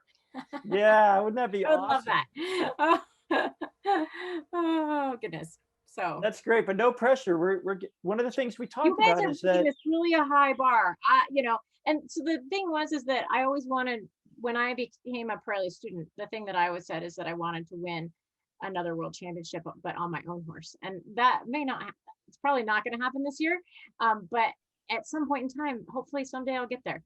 And that's what I'm after. Yeah. Also on the political front, nobody knows who you are and they're all too young to remember Mrs. Geck. So you're on your own. I know, right? That's the hard part. And there's a big political scene. So mostly it's about going and having fun and enjoying it and meeting all the people and getting to do what I do and make myself a better horse person. And that was the biggest thing. I went 2 years ago with one of my horses, and that was the biggest thing, was getting to see the caliber of horses, because the caliber of horses has gotten so much better over the years. And it's just mind-boggling that you have to step up your game. So I love it. cool. Hey, I want to go to the questions if that's okay now, because we are going to continue when you come back in September.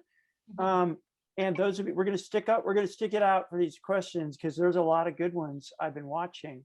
I do want to say that Darcy just recently said in her comment, I hope you turn heads and inspire others to follow what you're doing. And I think that's really wonderful and timely in this. Garrett, who's one of our, he's on the foundation, we awarded Garrett a scholarship or grant, I know. And he said, thank you so much for hosting. He thoroughly enjoys everyone that he attends, so he likes this event. And of course, I get to bring amazing people like David and Jenny. And Jill says, so excited that Jenny can make both her kids' 4-H event and the walking horse event in Tennessee. And let me go back here to some of the early people who've been very patient on the call, but oh my God, you two just went into it and I loved it. That was just awesome. Ada early on said, thank you for shedding light on, the situation in Tennessee walking horses. And she says she learned a lot more and that bringing this into the public eye will help improve welfare. Another person, Sarah Lee, stepped in and said, absolutely good for you, Jenny. Ada said, my 2-year-old pre-filly occasionally paces between her trotting. Initially, she freaked out that she was lame, but the vet check was clear. I don't think that Andalusians could pace. Do you have any thoughts on that? David, do you want to talk about it or do you want me to talk about it? I'll do it. Okay, so they've been able to trace some of the genetics.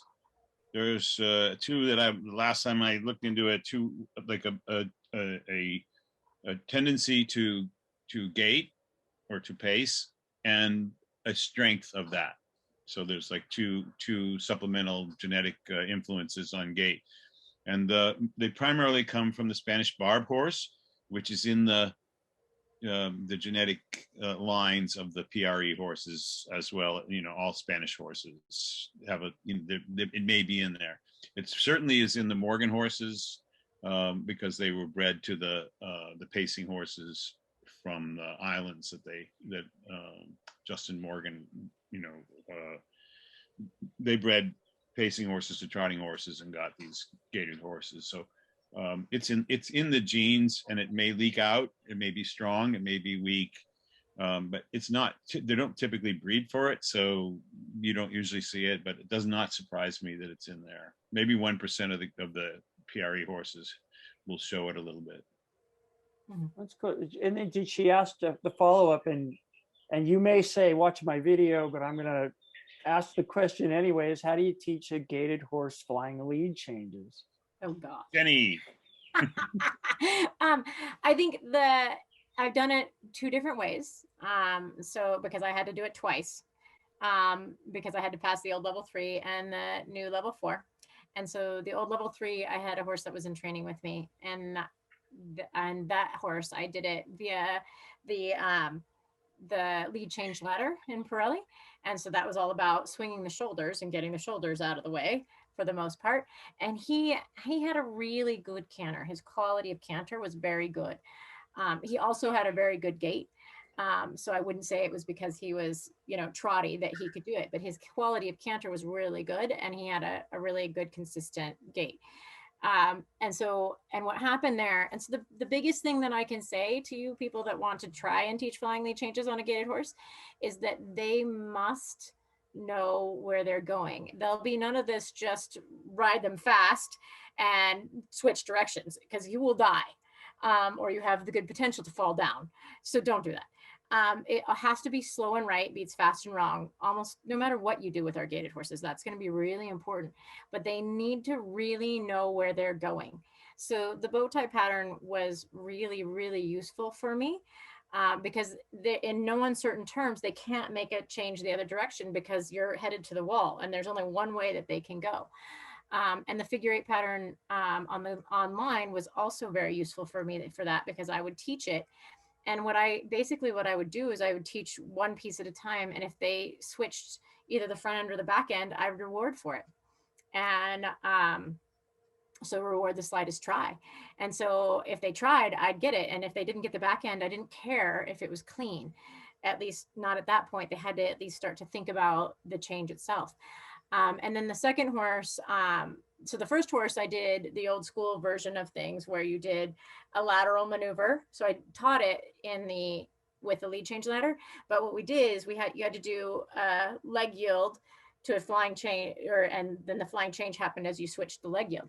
And so that was how he did it. The second horse, I did it using the bow tie pattern, and he did it, and I did it with him over jumps, because the deal with canter and the gaited horse is that because we have gaits, we have like 0 to no suspension, except for on the trotty end of the scale. The trotty end of the scale horses, they have, if they do trot, that's where they get their suspension.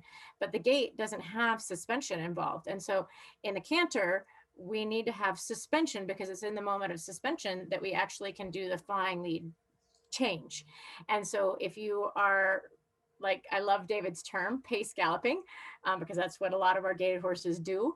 There's no suspension in that half the time, but the jump is what really encourages the moment of suspension. And so that's where the change can happen. But I tried in the beginning to just do it like hunter jumper people do and just go careening over jumps fast and change, and that won't work. They have to know where they're going in order to get their minds, their mental and emotional in line with their physical. And so once their mental and emotional heads there, then the change can start to happen. But it's about rewarding one piece or the other, and then getting, isolate, separate, and then recombine the sucker. And that's where I've had the most luck. But I will say that I'm really glad I don't have to do it again. And I don't ever know that I ever plan to do it ever again. It can be done. And I know of a couple other, like handful, I'm talking like a handful, not even flowing into a full 2 handfuls of gaited horses that can actually do a flying lead change with a human on them. So without a cavaletti. Without, yeah, definitely without a cat. Yeah. Yeah. That's in this hand for sure, of the ones that can do that. So it's not an easy path. And if you don't intend to be a Pirelli instructor, I would probably choose not to do that. If I had to give some But reason you for still that. can do them on a trotting horse if you, Yes. as far as I know, if you have a gaited horse and you want to pass the Pirelli levels and you want to be an instructor, you can still. I mean, they would like to see you ride a trotting horse just to make sure you know how to do it, and so use that horse for the flying lead change piece. I agree with everything that Jenny said. I think there's more potential for the horse that you can really get a clean 3-beat canter, but so like you want to get that first. Mhm. And then there's potential of doing it through collection to get the horse to sit down and elevate a little bit. None of these things have I done, by the way. But I think that the potential, I've seen it, that the horses that can learn to get suspension and elevate a little bit, then you'll just be able to use the regular dressage techniques to just get them to bend and change when you change the bend and change the direction. So if you're thinking about it, try to get your canter elevated and pure 3 beats. And that's, that can be done on a circle, can be done on a loose rein. But if you can collect them and not use loose reins, you might have a little bit of an easier time. There's also a certain prejudice, like I don't even want to try, it's so difficult. And so my horse, Scotty, he was, very pacey horse. And I never even bothered to teach him to canter. I didn't care. And one day Hansa gave me some challenge to do, and he was being just so full of himself. I said, I'm just going to do a couple of changes of directions here just to get the little piss and vinegar out of him. And I have it on video. He did a perfect flying lead change, relaxed, at liberty. So part of it was my prejudice saying, oh, that's something he'll never be able to do. And he just, it was just perfect. He did it. It was not even an issue. So like sometimes we can put up a wall to doing it because of disbelief. So yeah. But in general, it's hard. Yeah, and I think the other thing too is that Loren Barwick has changed a little bit of the Pirelli program, and so the finesse part of flying lead changes she's actually changed, and so they can do it as a simple change, but it's four simple lead changes in a straight line down one length of the center line of a dressage arena, and so that's a lot of quick changes. So you have to be on it, and it's all about, can you show the correct bends and get where you need to be and all that sort of stuff. The other thing that I think really is useful is that if they don't gait well, then as far as having a really good, strong, consistent 4-beat gait, you're going to have a lot more trouble. And so I find that if my horses will canter better if their gait is better. Obviously, the ones on the trotty end of the scale, they are the ones that are going to canter easier anyway. But if you can take your pacey horse and send it and help him get more towards center, then you're going to have a lot better chance of getting a good canter on, because you're closer to center than you were on that far away. So that also is super helpful. And sometimes if you can't get them to be closer to center, you can't get a diagonal pair to come together to save his life. Occasionally, if you can get that horse to actually canter, maybe up a hill or something, the diagonal pair kicks in and you get a left lead and a right lead, and then the gait gets better. Yeah. But that's a little more rare. But if you can get them cantering, the gait will get better. If you can get them gating, the canter will get better. So you have to be very open-minded about where's your avenue to get to the end, because it's oftentimes comes from the complete opposite end. For sure. I didn't catch this question earlier because it might have, but let's do it now anyway. Now's the time. A definition of a gaited horse to a lot of people on the call. And, can you define a gaited horse and explain why his mechanics and big movements are desirable? I could take that one too. So my definition of a gaited horse is anything that can do another gait besides walk, trot, and canter. And so if they've got something else in there, then that's what a gaited horse is. And yeah, you can do the genetic testing to see if they carry the gait gene. And so but that's the basics, is what is that? And the desirable part about it is that you don't have to post. There's no riding roughness if you don't want to. Now, that doesn't mean that there aren't gaited horses out there that aren't incredibly rough, but that's just because they haven't been choosing a gait that is more towards the center of that gait scale. And but the desirable piece is that they are comfortable to ride, and that they were designed, you know, like the walking horse was designed to ride on plantations and to be ridden for hours and hours with comfort and ease. And they also have gaited horses have a very good stamina. And so endurance people really enjoy them for that, as well as trail riding people. Do you remember the 7 talents of horses, Jenny? The 7 talents of horses, is that a Pat thing? Yes. Okay, I do not remember that one. I'll have to find it in the book. Yeah. So it's like, what you can go through history. What were horses used for? Food. Okay, so we're going to eliminate that one. But work, transportation, warfare. Like, warfare, yep. Yeah. Herding, you know, working with herd cows and stuff like that. Jumping and bucking, which are related. These talents of horses. Okay, And, there's and, more ra- of a and race- show. and racing. I show. think Yeah, racing. maybe that's close to 7. So walking horses, they are in the transportation category. Why do we love these horses? Because it is so cool to just go down the road and feel that, you know, you can do just miles and miles and miles, smooth and relaxed. So, well, so it sounds to me, it's kind of like my late aunt's Great American Ride Cadillac. It was so comfortable to ride, but you wouldn't want to go out and do donuts in it. No. Is that kind of a fair analogy? Yeah. But they're good for straight lines. I mean, of course, we want to do all those other things to make the horse well-rounded, but their forte is to go in a straight line and have you go for miles and not be sore when you get off and feel like you want to get back on the next day and go again. Well, and Jenny, the full circle, because we started off with this, was your father, the veterinarian, who had he was into the dogs, right? And I don't know a lot about that, but you said he was into field dogging, and he needed a transportation with his bird dogging, and that's how you got into this. Right. So it was really the purpose, right? Go ahead. Yeah. Well, and so like we didn't get our first gaited horse until long after I'd been riding with Diane Geck, but he would go to field trials. And at that time it wasn't a necessity. Now, if you're going to be a field trialer and you're going to do bird dogs, you have to have a gaited horse. And people will show up all the time on an Arabian or on a quarter horse or on a thoroughbred, and they will get their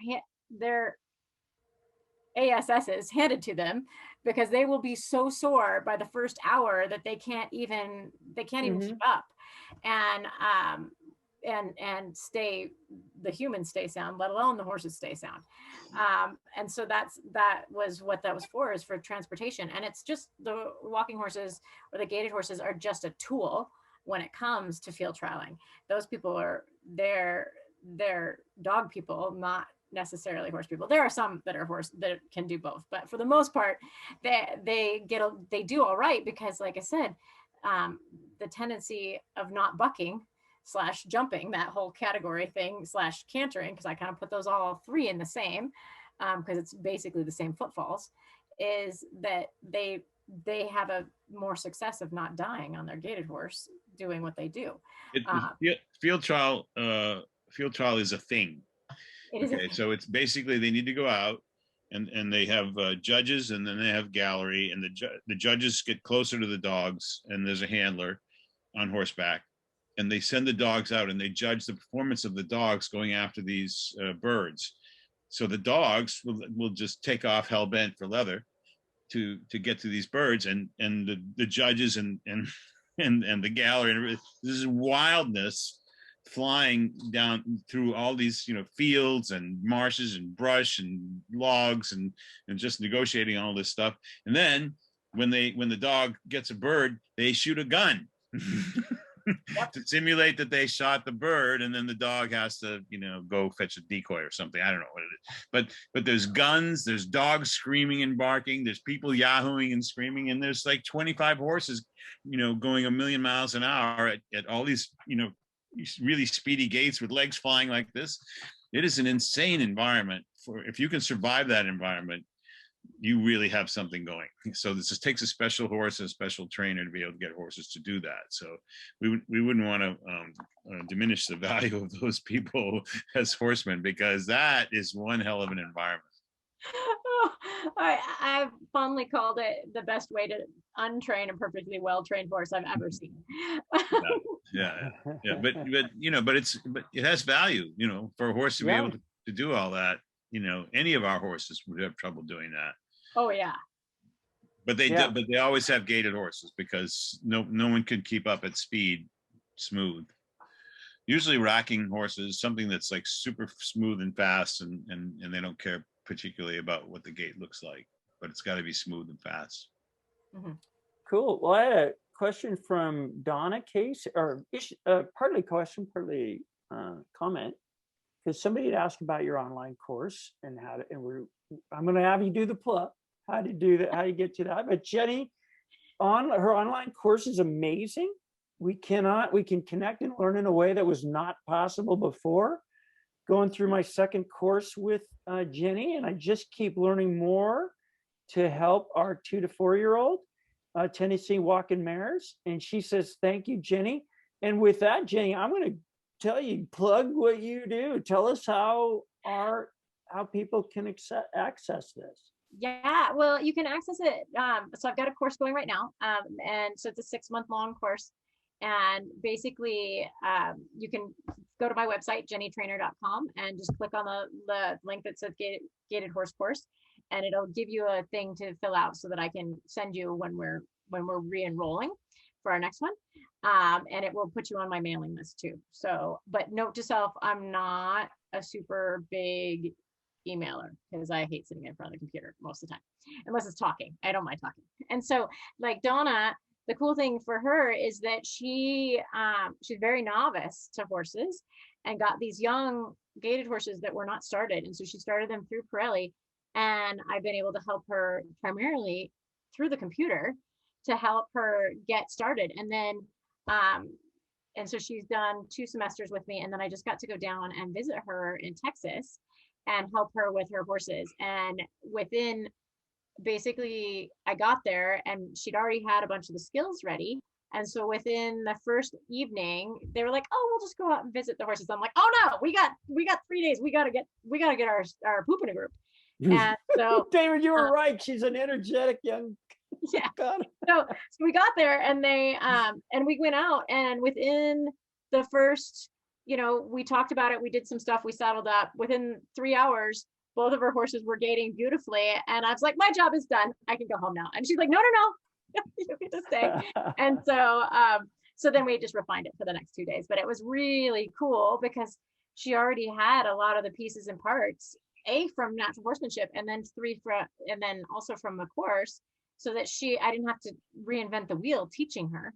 And we could get down to business and get those things tidied up and really get the timing, because it's a lot about being able to either, and this is a direct David quote, you can either see the gait, feel the gait, or hear the gait. And so getting newbies to be able to decide when, or be able to hear it, see it, or feel it is huge. Usually we can feel it when it's super uncomfortable. So we know that that's not a gait we want to ride. But what gait is it? God only knows. But at first, just choose, is this comfortable or not comfortable? And if it's not comfortable, you got to do something about it. And in the course, I teach you what to do. And then like seeing it, that's where teaching it from the ground is really helpful, because you can start to see it. And that way you can make little corrections faster and really help that horse go with it. Because most of the time people are really good at either seeing it or feeling it. There are those occasional ones that are good at hearing it. And David is a hearing person. I can hear it now, but that's not necessarily my forte. My ass is educated. So that's the part that's really good for me, is my and so that's the important part. but seeing it is also important. So that's where the groundwork is super helpful. And so I go through how to, I show lots of videos of different horses that I've run into at clinics, and I explain what I'm seeing them do. And then we go through those same horses and modify their gait from the ground. And so that's my shameless plug on my course. I love it. And then we do Q&As with it, and we do video coaching. And then, you know, you never know, because some people that have been in that course are now having me come to them in different areas of the country because they've conned their buddies into coming and playing with me too.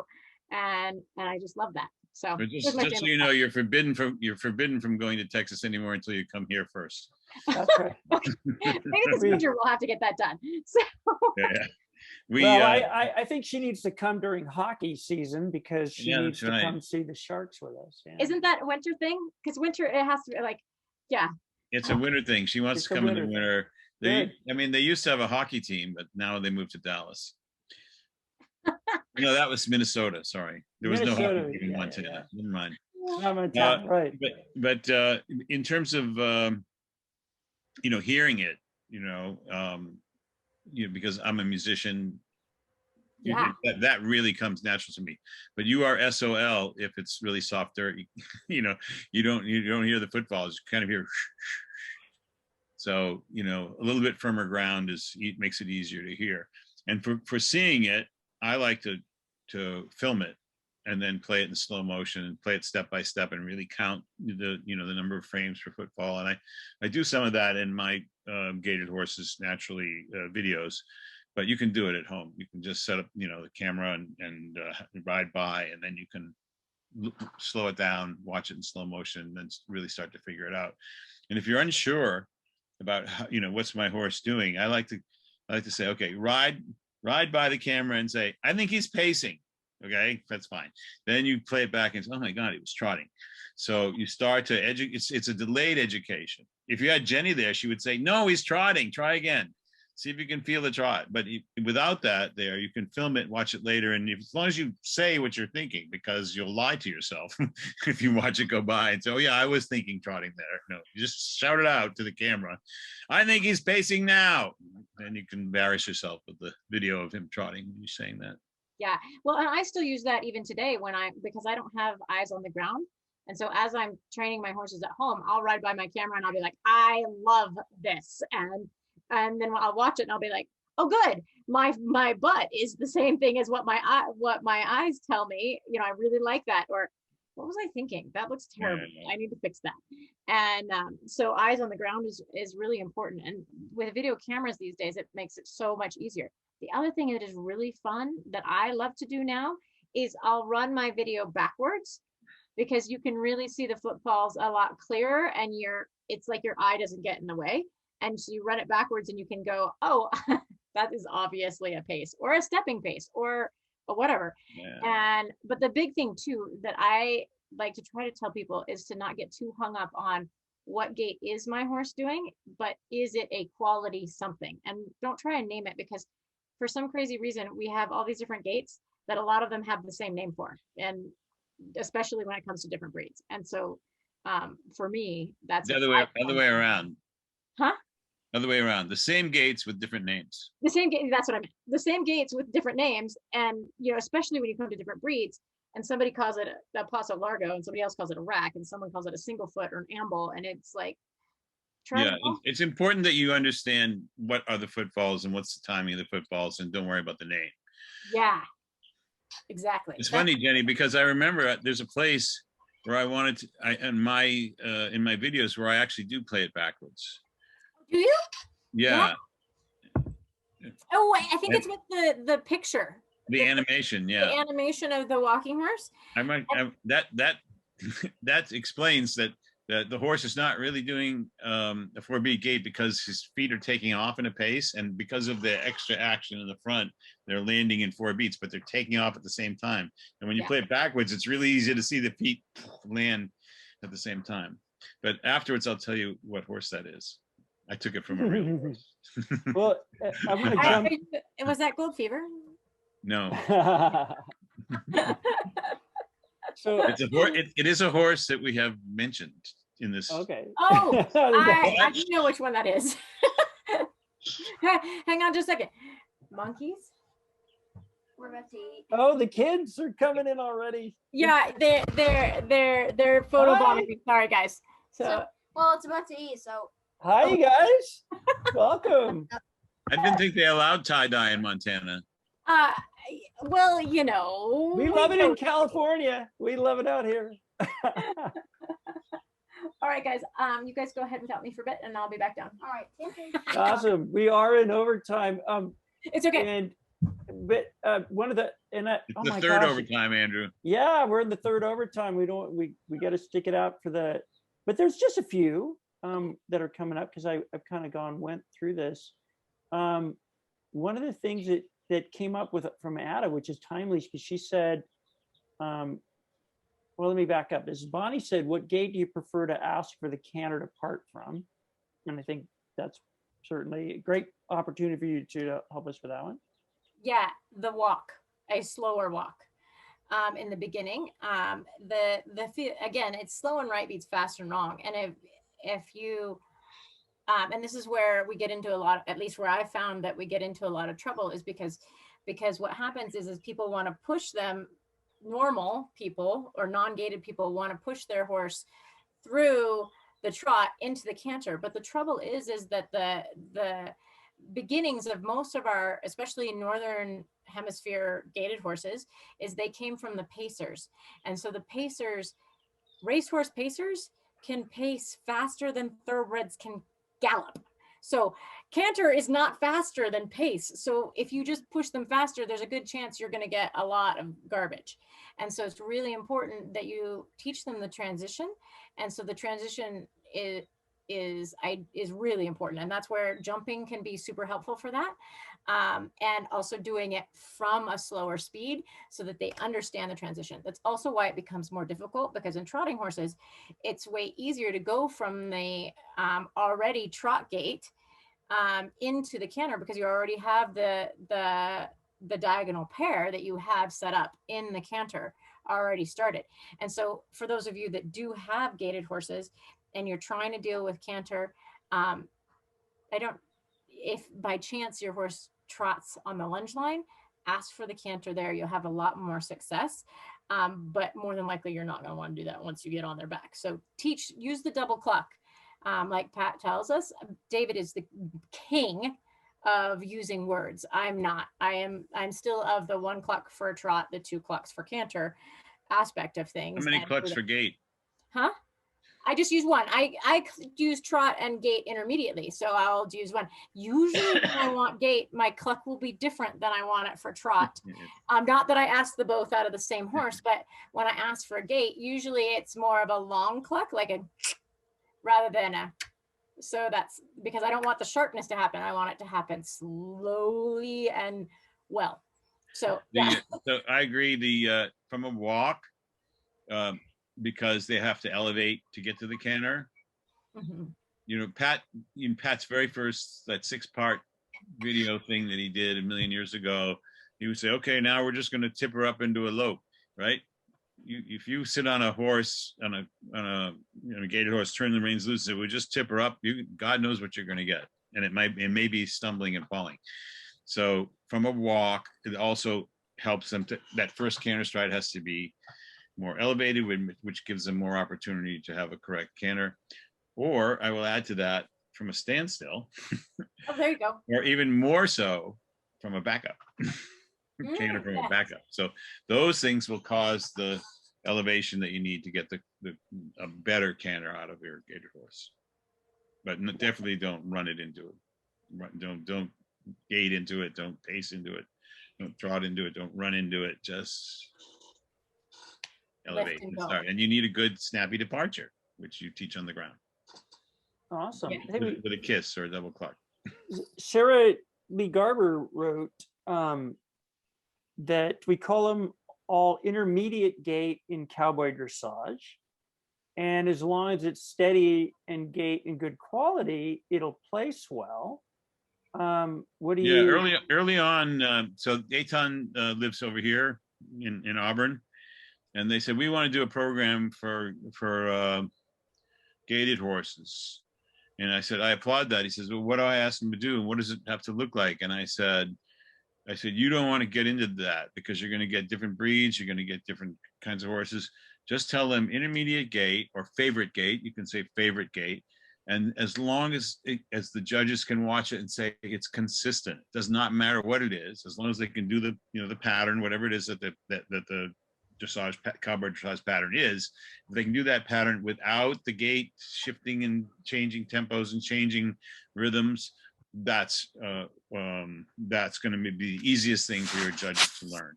So that's what they did. That's why they call it intermediate gait. Mhm.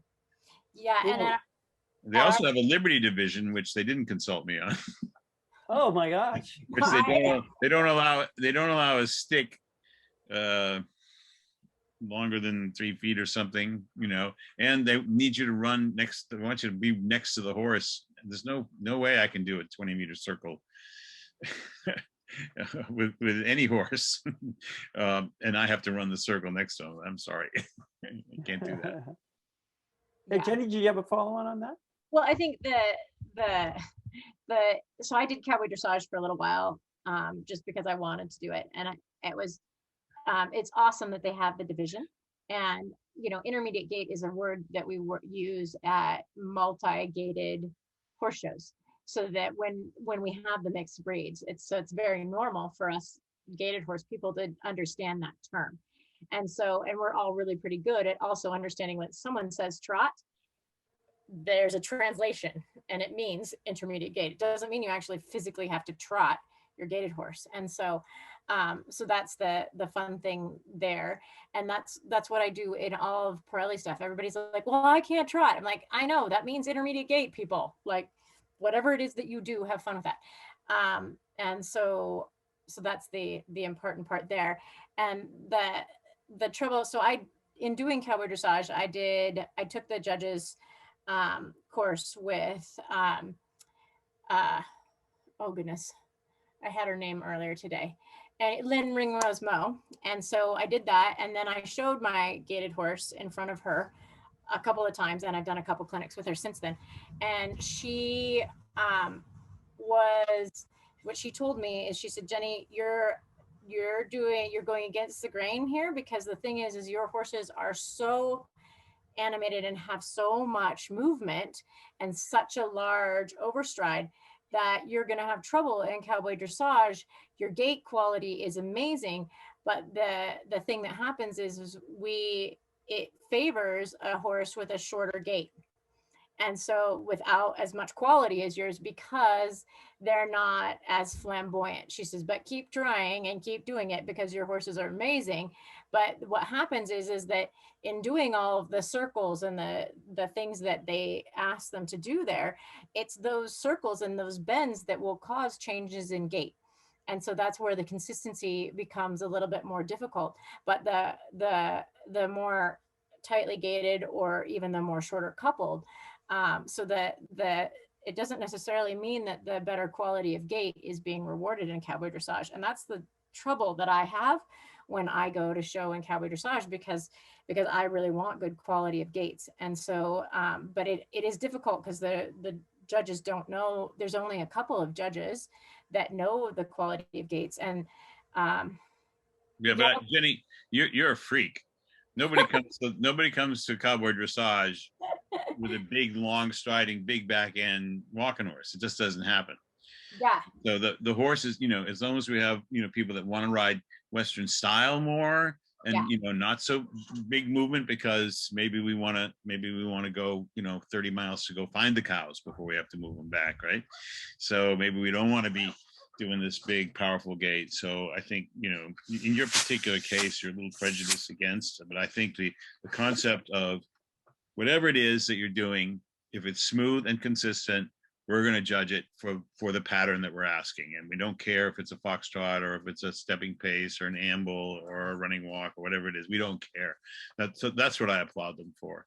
Yeah, I think the good thing that I found is that they're still looking for the horses to be round. And so that's the key part. And so, but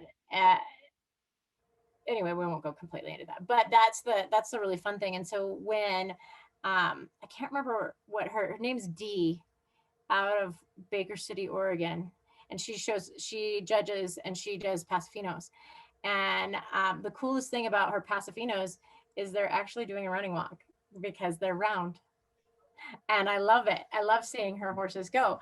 And so, and I kind of poked her about it at the dressage finals when I took my horses, and because she commented on mine, and I said, hey, so it looks like your horse is maybe doing a running walk. And she said, yeah, that's what happens when you teach them to go round.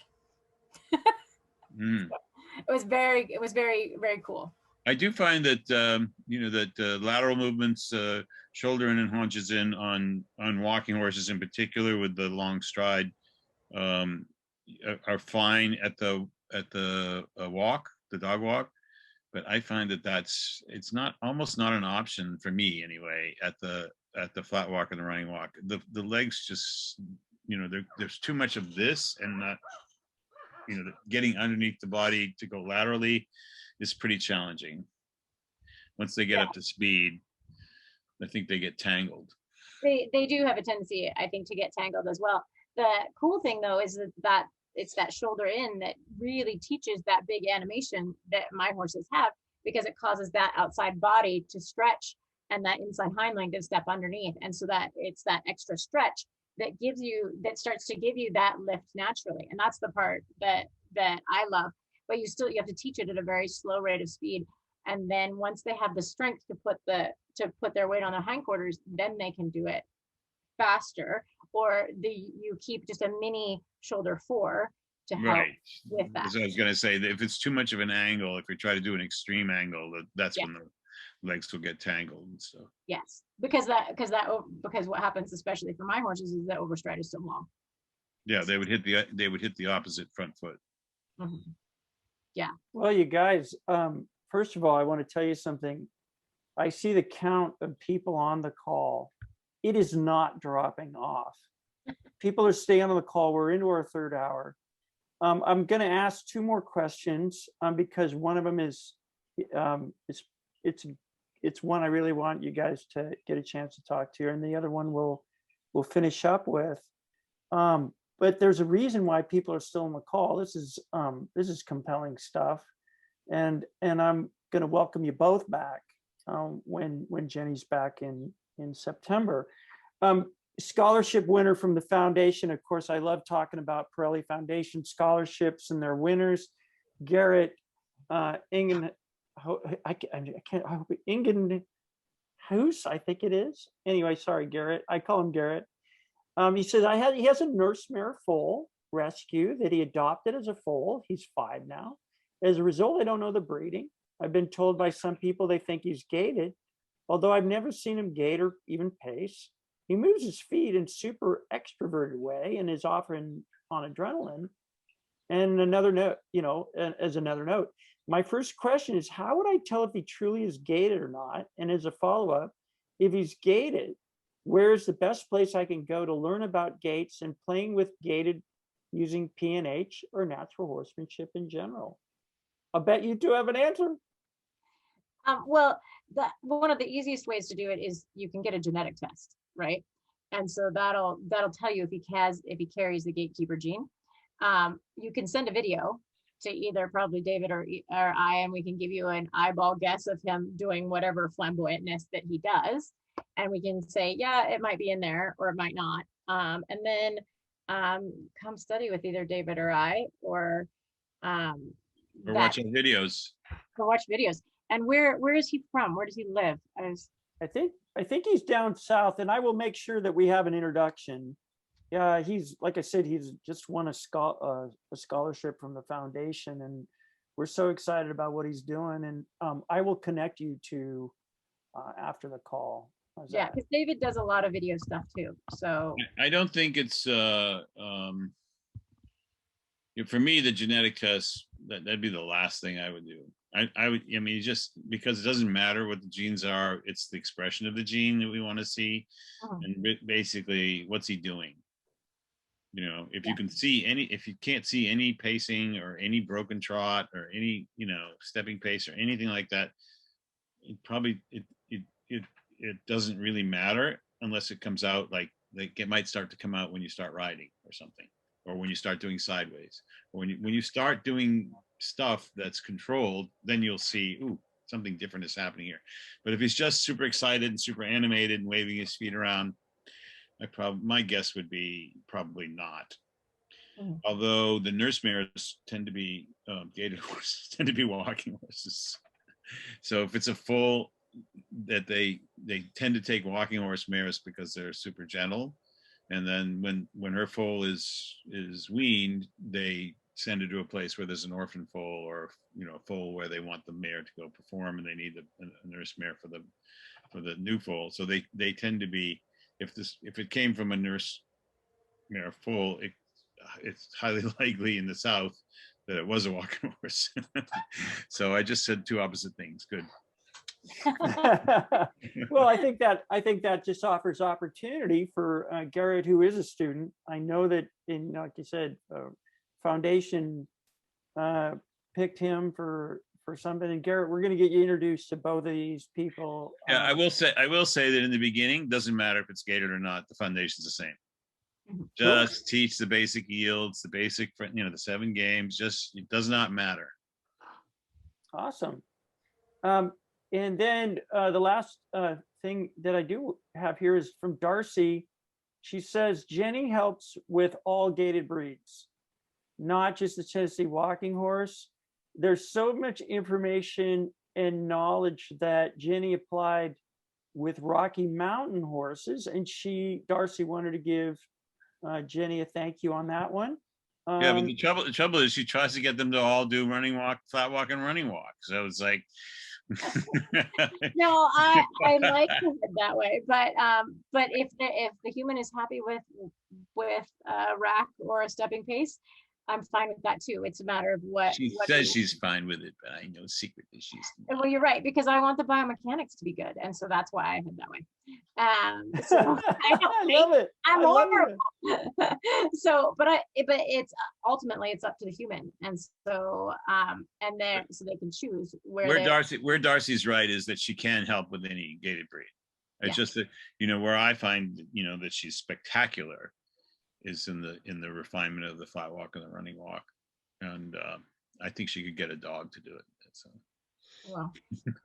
I love it. Oh, by the way, Garrett is in Huntsville, Alabama right now, and like I said, we'll get you connected.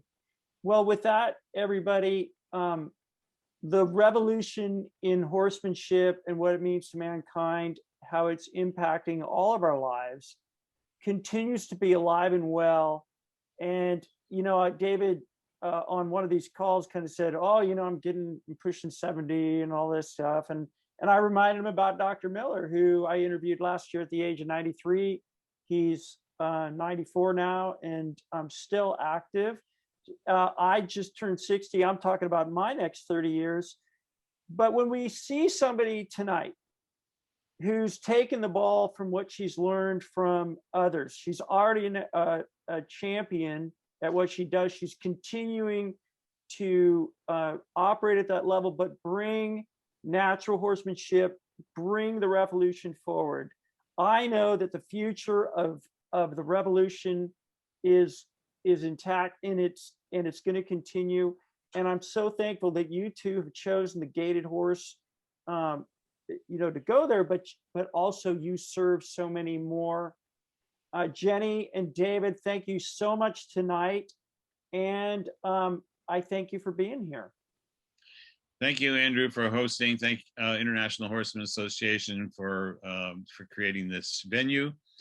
And I just wanted to give one tiny shout out that there may be others on the call here, but for sure, Ada is also a recipient of the foundation scholarship. Oh yes, absolutely. So she's up in Canada. We do it through our Canada, because Pearly Foundation is in both countries. Yes. Yeah. Thank you. Thank you for having us. I think it's been really fun and awesome to talk. And the other thing, always look at, David has tons of good information too. He has his video set for gaited horses as well. And realistically, the both of us teach, we teach gaited and non-gaited as also. So it doesn't matter what you are, we're going to help you with their horsemanship as best we can and help you where you're at and your levels. So. And what we discovered when we taught the class together in Florida was that we have different styles, but they're compatible. Yeah. Because fundamentally we're looking at things, we're trying to look at things from a way that is not that thinks about the horse and what the horse is feeling and thinking, and how to motivate the horse to do what we're looking for, not just force it. So we're different but compatible, and I like I said, I learn a ton from her all the time. I'm still learning. Oh yeah, well, and that's the thing, like the first time that I actually got to learn from you as in the Purely Natural Horsemanship, and I was so amazed at all of the different styles of learning and the different styles of teaching horses or training animals. Like that was the cool thing, because you brought in all the sea lion stuff and all of the ways that animals are trained. And that was something that I hadn't actually seen from many of the other Pirelli instructors, because you had a bigger base, and that was amazing to me way back in, I think that was 2008. I'm not sure. Yeah, and the sea lion facility is going away, so you better hurry up and come to California so we so I can see that. All right. Well, another incentive. And Renee and I have a place for you to stay in California. We'd love to have you. Anyway, it's been a wonderful night. The comments tonight here thanking you both from across the continent for tonight. I love that we're going to have it on tape. People will be able to refer to this. And thank you again so much for your time tonight. Thank you.